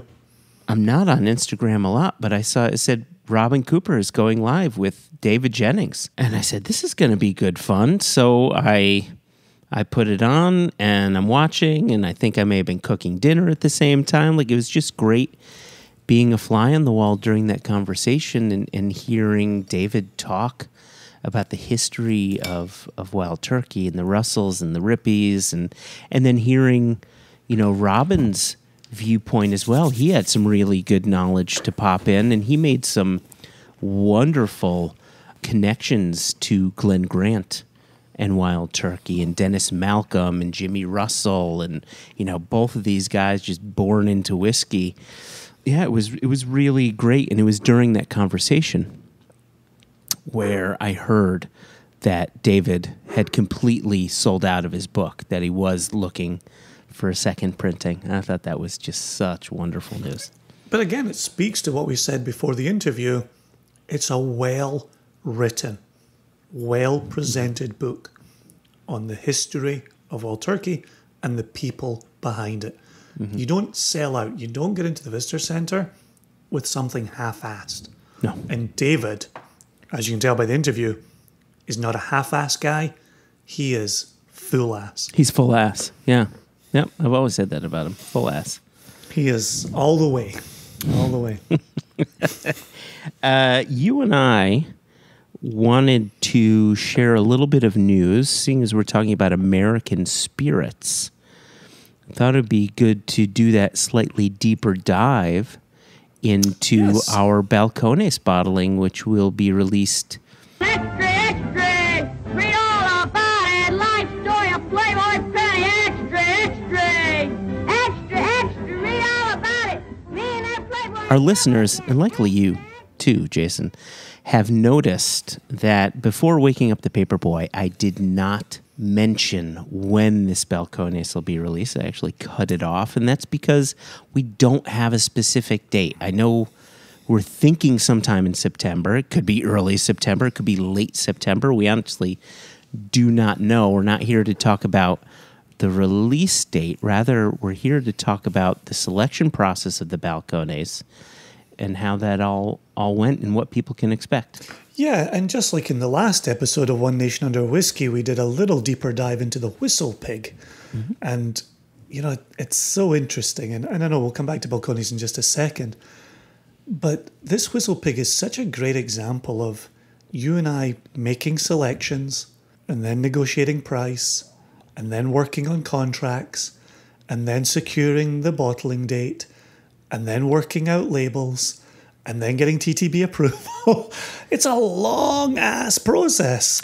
And we're getting to this point where we've mentioned the Whistle Pig a lot. Facebook group, podcast, emails coming in and out of our info at singlecastnation.com account. We have got to a point where we're desperate to get that back into our mouths. Yeah. Right? We want to revisit those flavors that led to us selecting it. And then I got thinking about the Balcones. You and I were in New York City. You came down from Connecticut. I flew in from Virginia. Uh-huh. And it was before the inaugural Keepers of the Huech dinner in New York City. When did that happen? No. So actually, this is before that. Because that inaugural Keepers of the Huech ceremony was in August of last year. That's what I'm getting to. But you it was and sunny. It was warm. We were in kilts. But you and I, Jason, actually tasted and made this selection, made this the month prior when we had our annual business meeting in July. It was in our hotel room. Yes, it was. 100%. It's not true. It's 100% true. It's 100% it's true. Not. It's not. Jason, it's it not, is. It's not because you didn't bring them. And we had it. I sat on the window ledge in our hotel room in New Jersey, and you had the three, and we ended up having to batch them in these bottles because we had nothing to take away.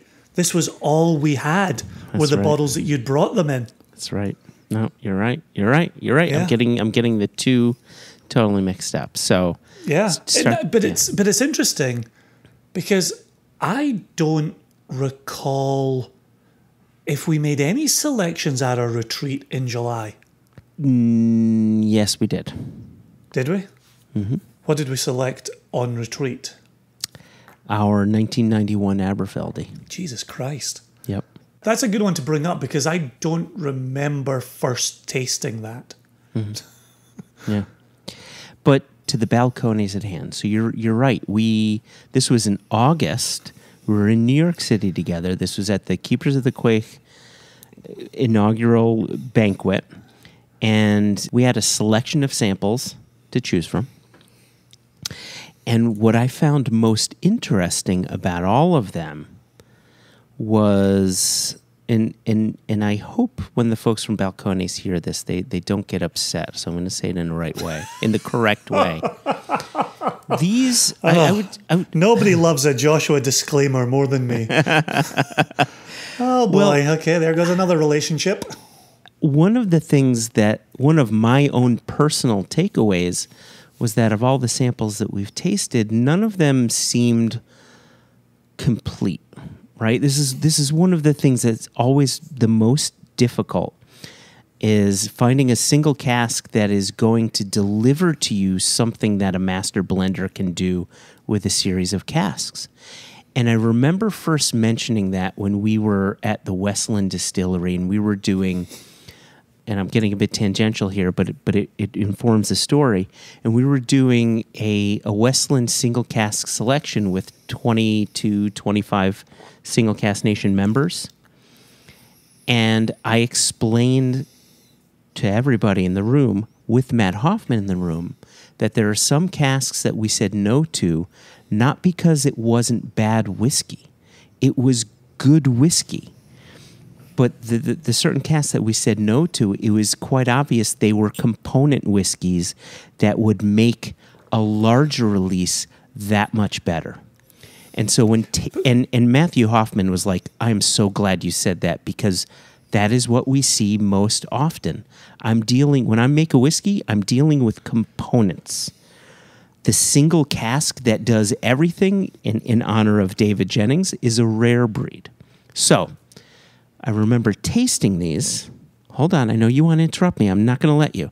I remember tasting these and saying, these are all good. They're all doing an interesting thing or two, but it wasn't dynamic there. It was all components. And so that's when we started playing around with marrying one cask with another, marrying another cask with another, until we found a combination of two casks where all of a sudden it was doing everything we wanted our balcones to do. The reason I was going to interrupt you is we had that episode of Extra Extra. It's all about whiskey, where we talked about not idolizing single casks. And I think partly we as whiskey consumers have fallen into a trap. Our business name is Single Cask Nation. Our brand name is Single Cask Nation. It's, I think, all too easy to believe that you walk into a warehouse, you open up any range of casks, and you decide, do I want this cask, that cask, this other cask? What are these casks bringing to the table? Single casks came about as a subcategory. Sure. Because they were the exception, because they were rare, because to find one cask that checked all the boxes was incredibly difficult. And I worry somewhat that we've reached a point now, and you and I talk about this all the time. In the United Kingdom, there's a new independent bottler born every single day, right? Because there are so many casks for sale. Such a response to the shortage, or the seeming shortage, starting in 2004, 2005, 2006. The response to that, all the taps got turned on. Now there's a lot of 10-year-old spirit. Now we're seeing 12-year-old spirit, 14-year-old spirit. There's a lot of it around. It's still not easy to find that exceptional single cask. Oh my God, no. And so it's not to downplay what any single distiller is doing. And when you and I reach out to start a new relationship with a new distillery, we're there in search of single casks. We're looking for that one single cask that checks all the boxes. And I think it's okay if we don't find the single cask that checks all the boxes. Look at what we're doing with the Whistle Pig. Vermouth finishing with rum finishing. What the hell's going on there? What the hell are we thinking there? It's exceptional. Tokai finishing, but bringing two together that are, richer, more flavorful, more expressive than simply the sum of their parts. And now here we are with balcones, saying, here's what we liked here, here's what we liked over there, and bring them together. We are in the business for our nation members of putting the best whiskey from the distiller we're collaborating with in the bottle. And we're not afraid to go down the path of double cask nation and double cask exploration. Not at all. And, we've been asked this question.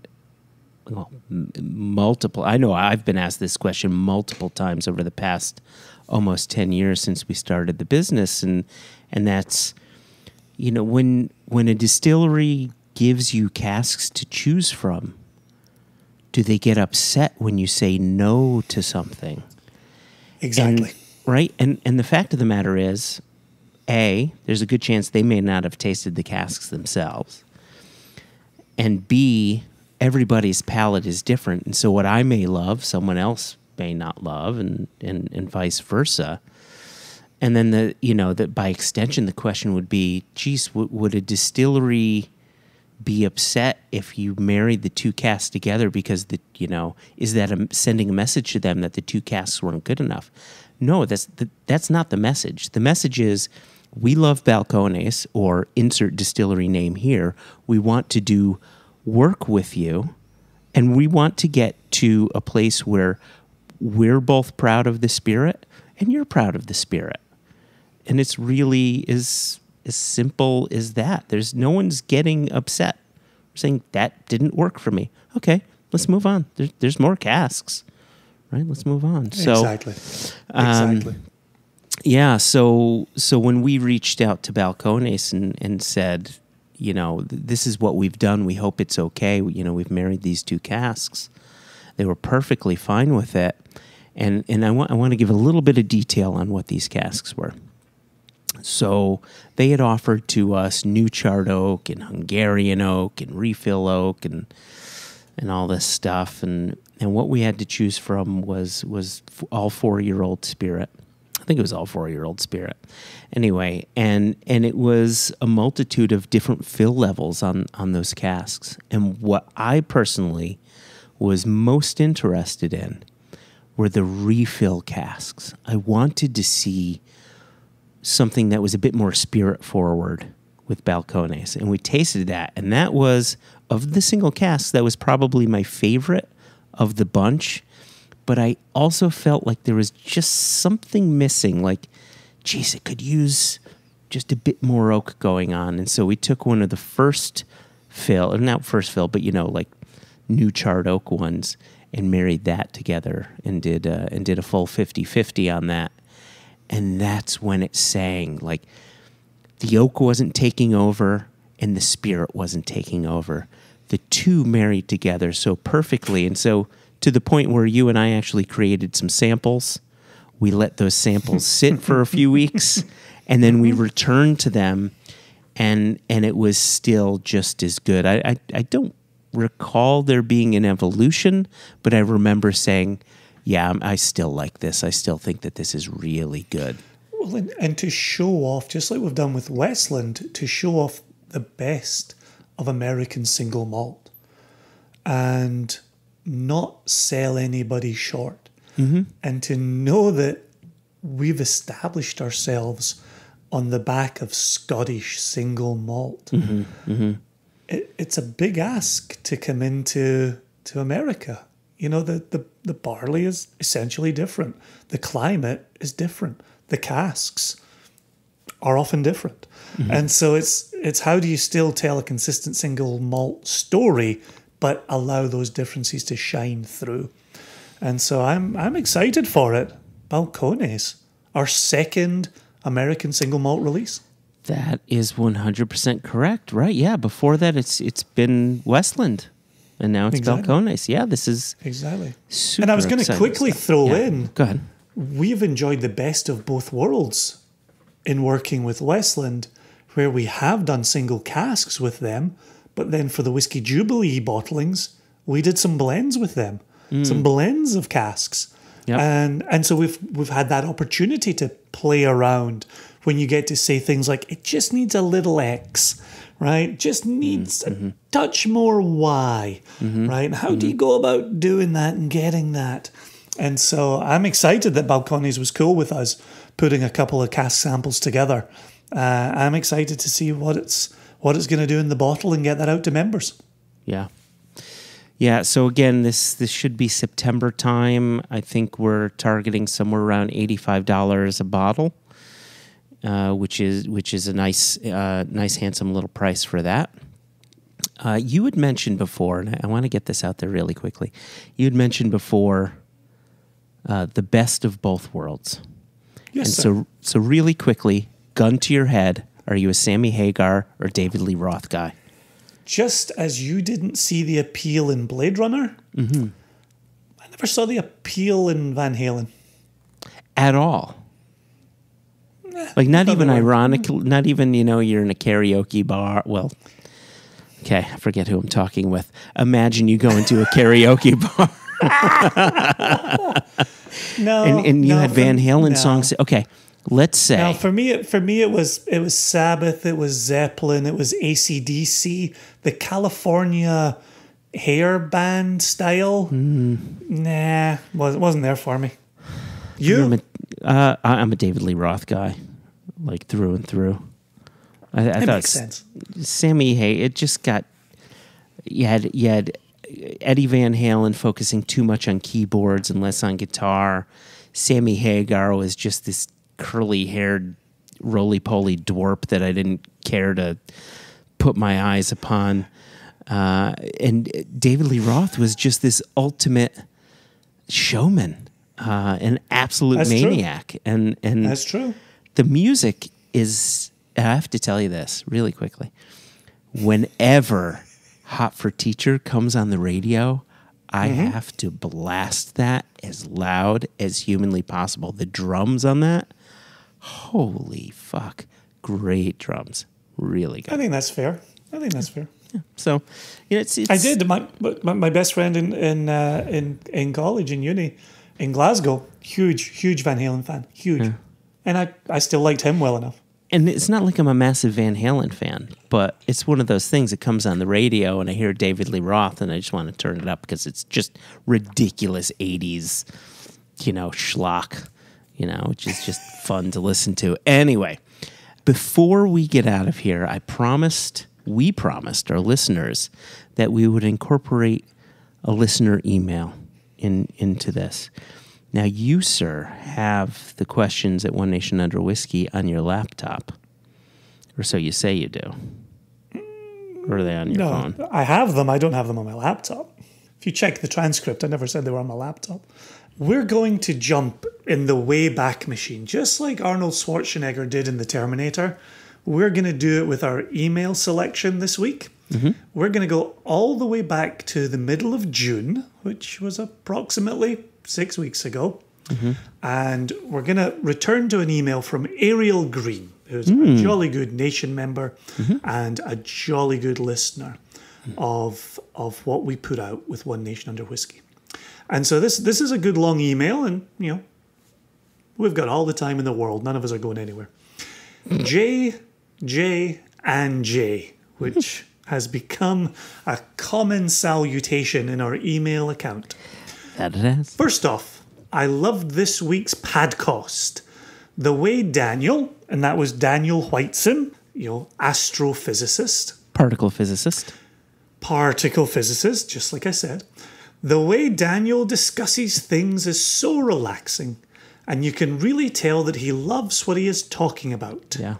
And I will definitely listen to his podcast at some point. Oh, I love that.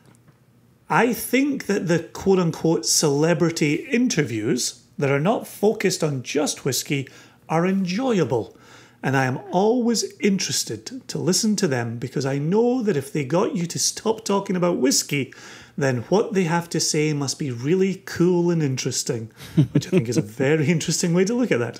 Yeah. Now for some comments and finally a question. My father is a huge wine nerd, which is where I learned about tasting and what can impart different notes into whatever it is you may be drinking. Okay. My only real experience with palate fatigue came back in 2015 when my brother and I went to 3 wineries in Israel in one day. By the end of the day, I wasn't getting the same flavour notes as I had been earlier on and was not appreciating the wine as much.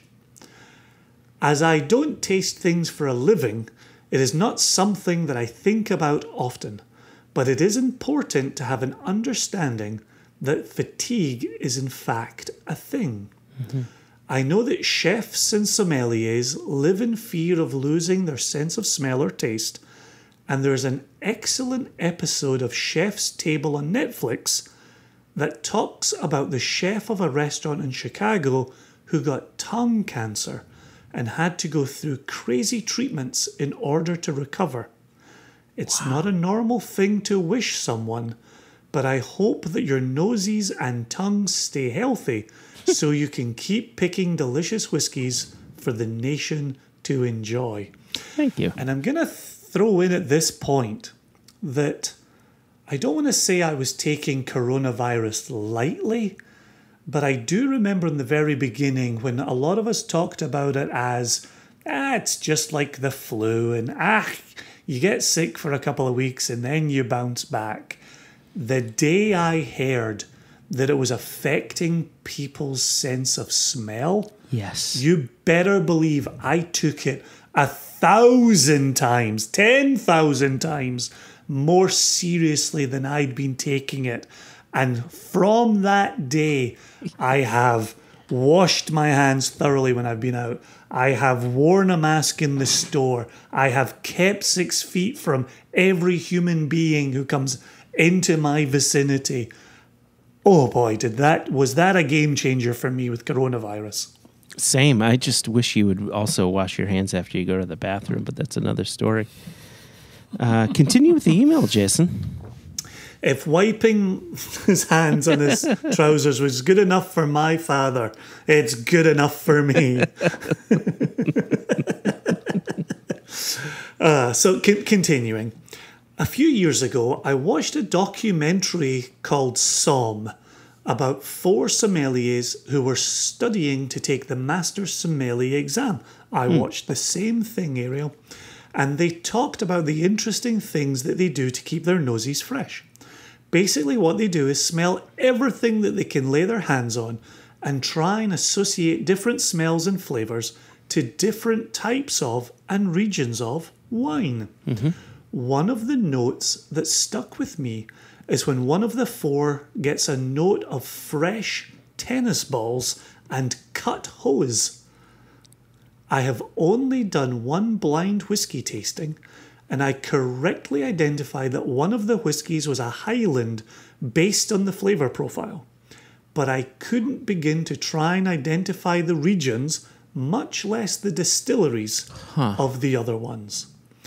I am wondering what you all do to keep your nose and tongue trained to identify different scents and flavours, and how you would use those to try and identify a whiskey in a blind taste test. So we'll return to that. There's a couple more paragraphs. Thanks for all that you guys do, and I am really looking forward to getting my hands on the Kalila release. Peated, sherried whiskies are some of my favourite ones, and I'm always looking to try new ones. I was unable to get a Lechig from last year's release, since we don't have Single Cask Nation sales here in Washington, but I am getting 2 bottles of this one for sure. Nice. I hope it worked out all to the good. And then he signs it, Ariel Green, P.S. One of my co-workers still has about a quarter of a bottle of Dark Cove left that I try to break into when I go visit him. It's delicious stuff. I have a bottle of Treg Van that I have been waiting to open for the right occasion, and look forward to grabbing a bottle of the black. You got to pronounce all the A's as well, even if it isn't sherried. Yeah, Dark Cove and Black. We tasted those back in the episode, and fun stuff. Mm-hmm. So thanks a million, Ariel. Wonderful email. Wonderful to hear from a valued Nation member, a valued listener of the podcast. So we'll return to, I am wondering what you all do to keep your nose and tongue trained to identify different scents and flavours, and how would you use those to try and identify a whiskey in a blind taste test, which you and I have already said in this podcast we are both terrible at. A couple of points here. First off, yes, we had said neither of us are any good at blind tasting something and saying this is from X distillery, this is from Y distillery. That is an incredibly difficult thing to be able to do. Some people do. Our good friend Ben Weldy is excellent at that. Exactly. Right? But the other thing that I would say, too, and this may or may not be controversial, and we may or may not have said it in the past, but the single cask nation, one nation under whiskey lawyers again. I would say that in general, the regions, as they're listed, as they're put forth by the SWA, are a farce. I think you could take Isla Peat and go up to a Highland distillery and make a peated whiskey up in the Highlands, just as if you've ever had unpeated Caol Ila. It tastes like a Highland whiskey. You'd never notice that that's Caol Ila.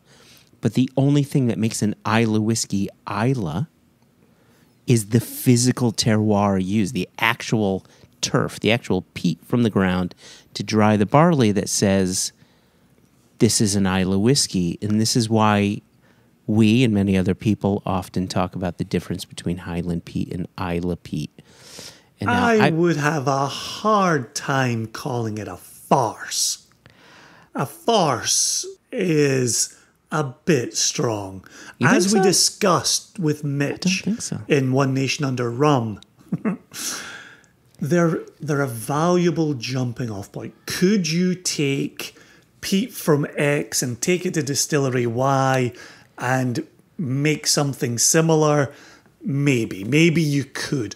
But all the regions are doing is saying, generally speaking, producers in this region do this and that and this other thing. okay, It's so I guess not a farce. it may not be a farce, and that's a good point. There's a reason why distilleries in the Speyside region of Scotland, which used to be called the Glenlivet region of Scotland, would put Glenlivet at the end of their name to give people an idea of the general flavor profile. These are Glenlivet whiskeys. And of course, when the Glenlivet started marketing themselves as a brand, that all changed. But so you bring up a good point in that distilleries from the various regions will try to create a specific style, but there are outliers. Ardmore in the Highlands, right? That's making a style that most Highland distilleries aren't making. But I would say that you can produce an Isla-like whiskey elsewhere if you just use Isla peated barley at a different distillery. You know, there's maybe 50% of the distilleries on Isla are maturing their stocks outside of Glasgow, and some, like Lefroy, mature some of their whiskeys on the island, and a lot of the whiskeys off the island, and so on. And so I wouldn't necessarily say that environment plays a huge part on how that whiskey would taste. We got a bit tangential. I took one tiny part of Ariel's email there, but I really do feel. I like that it was the part that defended why we're terrible at blind tasting. Yes, I have to defend why we're terrible. But I have techniques, Jason. Ooh. I have certain techniques that I do to keep my nose and palate fresh. Oh. But before I share mine, I thought I'd give you the floor and let you talk about yours. And I think Ariel alludes to this in the email, it's being aware of how much tasting, how much selecting you're doing in a day. You know, if you and I are selecting casks from Milk and Honey Distillery, as we have done, that's going to be different than selecting casks that are 3 decades old, as we have done with our Imperial, as we have done with our Bowmore, as we have done with our Altmore. It's different, and I wouldn't pivot from one into the other. And so I think part of it is being sensible of a day. You and I, anytime we sit down with plenty of water to drink, to even sometimes sniff. We'll stick our nose in a glass of water. We'll stick our nose up against our own skin, oftentimes the crux of our elbow. I'll often sit down with a black coffee. And these are all good palate resetters. Yep. Right, refresh with that black coffee on the nose, even across the palate, which, and we mentioned this way back in the beginning of the One Nation Under Whiskey series, but that's a Jim Murray technique. And when I first heard of Jim Murray drinking black coffee while tasting whiskies, I thought, that's a really strong, bitter flavor going across your palate. That must skew your flavors. And instead, it's a tremendous resetter. Yeah, it's amazing. Right, and so we try to keep the black coffee close. Those are the things that come to mind. You've got more others different. What you're talking about, and I do all the same things that you do. What you're talking about is tools and techniques to extend the amount of whiskey samples you can nose and taste without getting that fatigue, right? And those are really good tools. However, the other part of Ariel's conversation is, what are you doing to keep, the tasting notes going, to make those connections? And in that case, and we've talked about this before, I smell everything in a grocery store. I very much what the guy from Somm did. You go around smelling everything to the point where we had a recent release and we used pork rinds as one of the notes. And I think you had said you had pork rinds in the past before you became a vegetarian. I never have. Very much so. and so what I did to find out what that was, I remember seeing someone eating pork rinds, and I asked if I could smell their pork rinds, which wasn't code for anything. I just wanted to smell their pork rinds. And but this is how I'm able to figure that out. And so it is smelling everything. It's tasting as much as possible, too. It's making combinations of food that you would never consider. We get a lot of unusual tasting notes. And people say, well, why are you putting smoked salt on watermelon? Have you ever tried smoked salt on watermelon? It sounds weird, but it tastes amazing. But it's also interesting.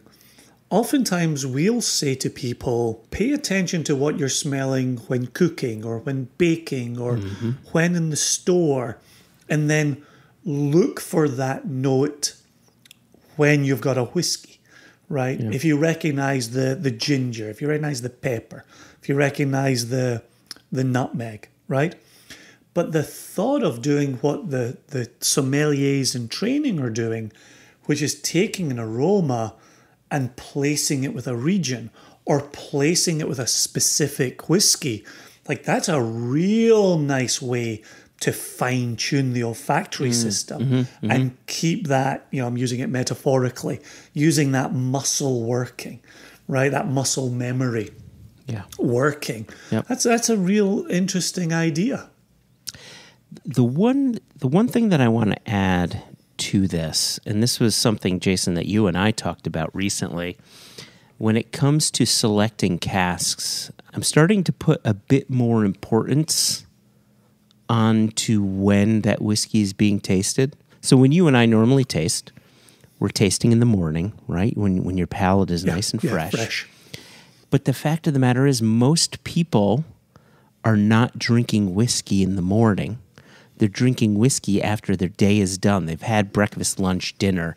They've had their coffees. They've had their teas of the day. They've had, whatever.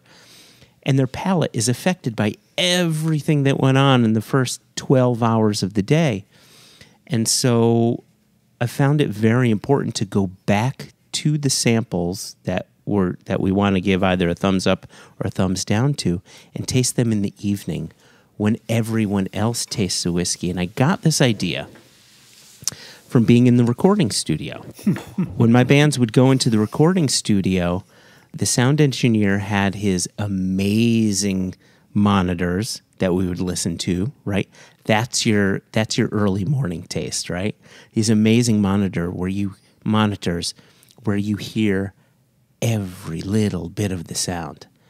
And then he says, you know what, let's give this mix a listen on the car stereo speakers. And then he just switches channels, and then you hear them in lesser speakers, smaller, not as high quality, totally different sound. Does it still sound good to you? Now let's put them in these cheap boombox speakers. Does it still sound good to you? And I think we have to look at whiskey in the same way. We're tasting these whiskeys, we're reviewing these whiskeys when we have the freshest palates, and we're tasting everything, but not everybody is tasting what we're tasting because either A, they have different palates than ours, or B, they're tasting in the evening when most people drink whiskey.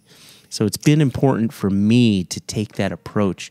Do I like the whiskey in the morning on the best monitors ever? Do I like the whiskeys in the shittiest boombox speakers ever in the evening? And if the answer is yes, then that's a new little box to tick when we're selecting casks. Well, and this also speaks to an email that we received from Natalie Wiesenbaum up in Seattle.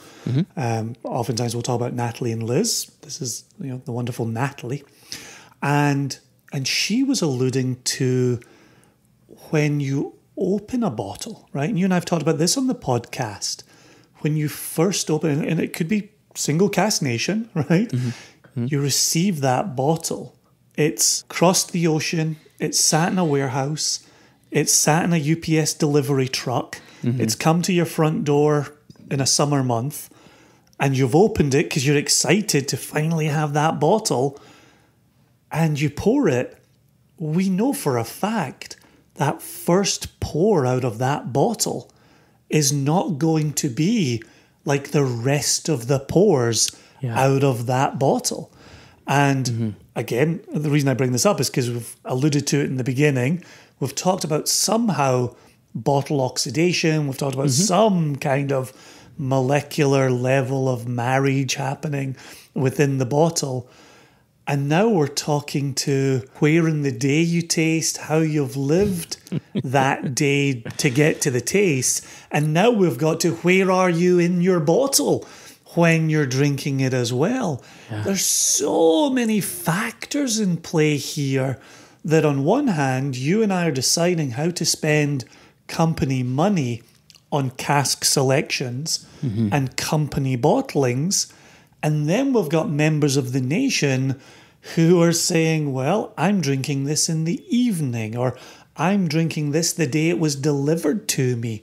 How many of these experiences can we explore when making a cask selection, when making a cask release? I don't know, man. Like it's at some point, it's, how many checks and balances do there need to be?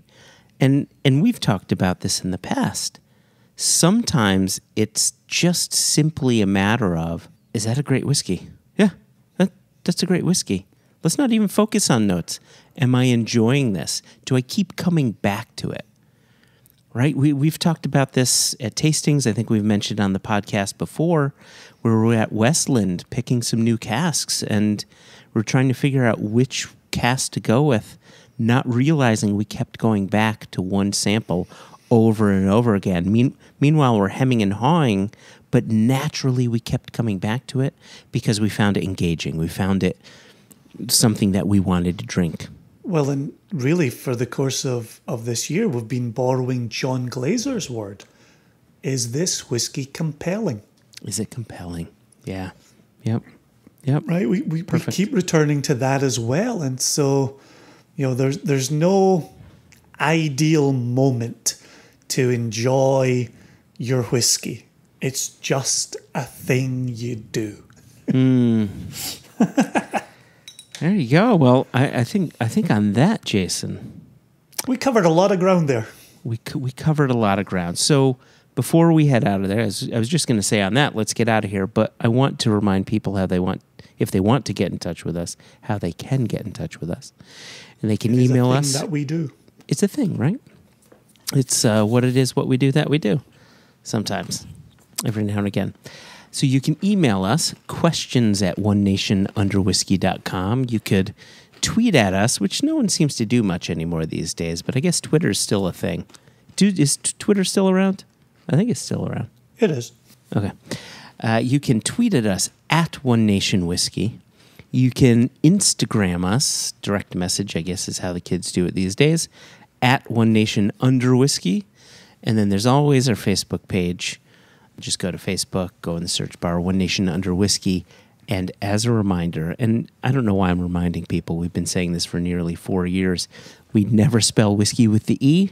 So if you try to use the E in any of those instances, it will do you no good. We try to follow what the majority of the world does and not spell the word with the E. So there we go. Is there any last comments you wanted to share with the listeners before we make like a tree and fucked off? There was another movie that I returned to after several decades.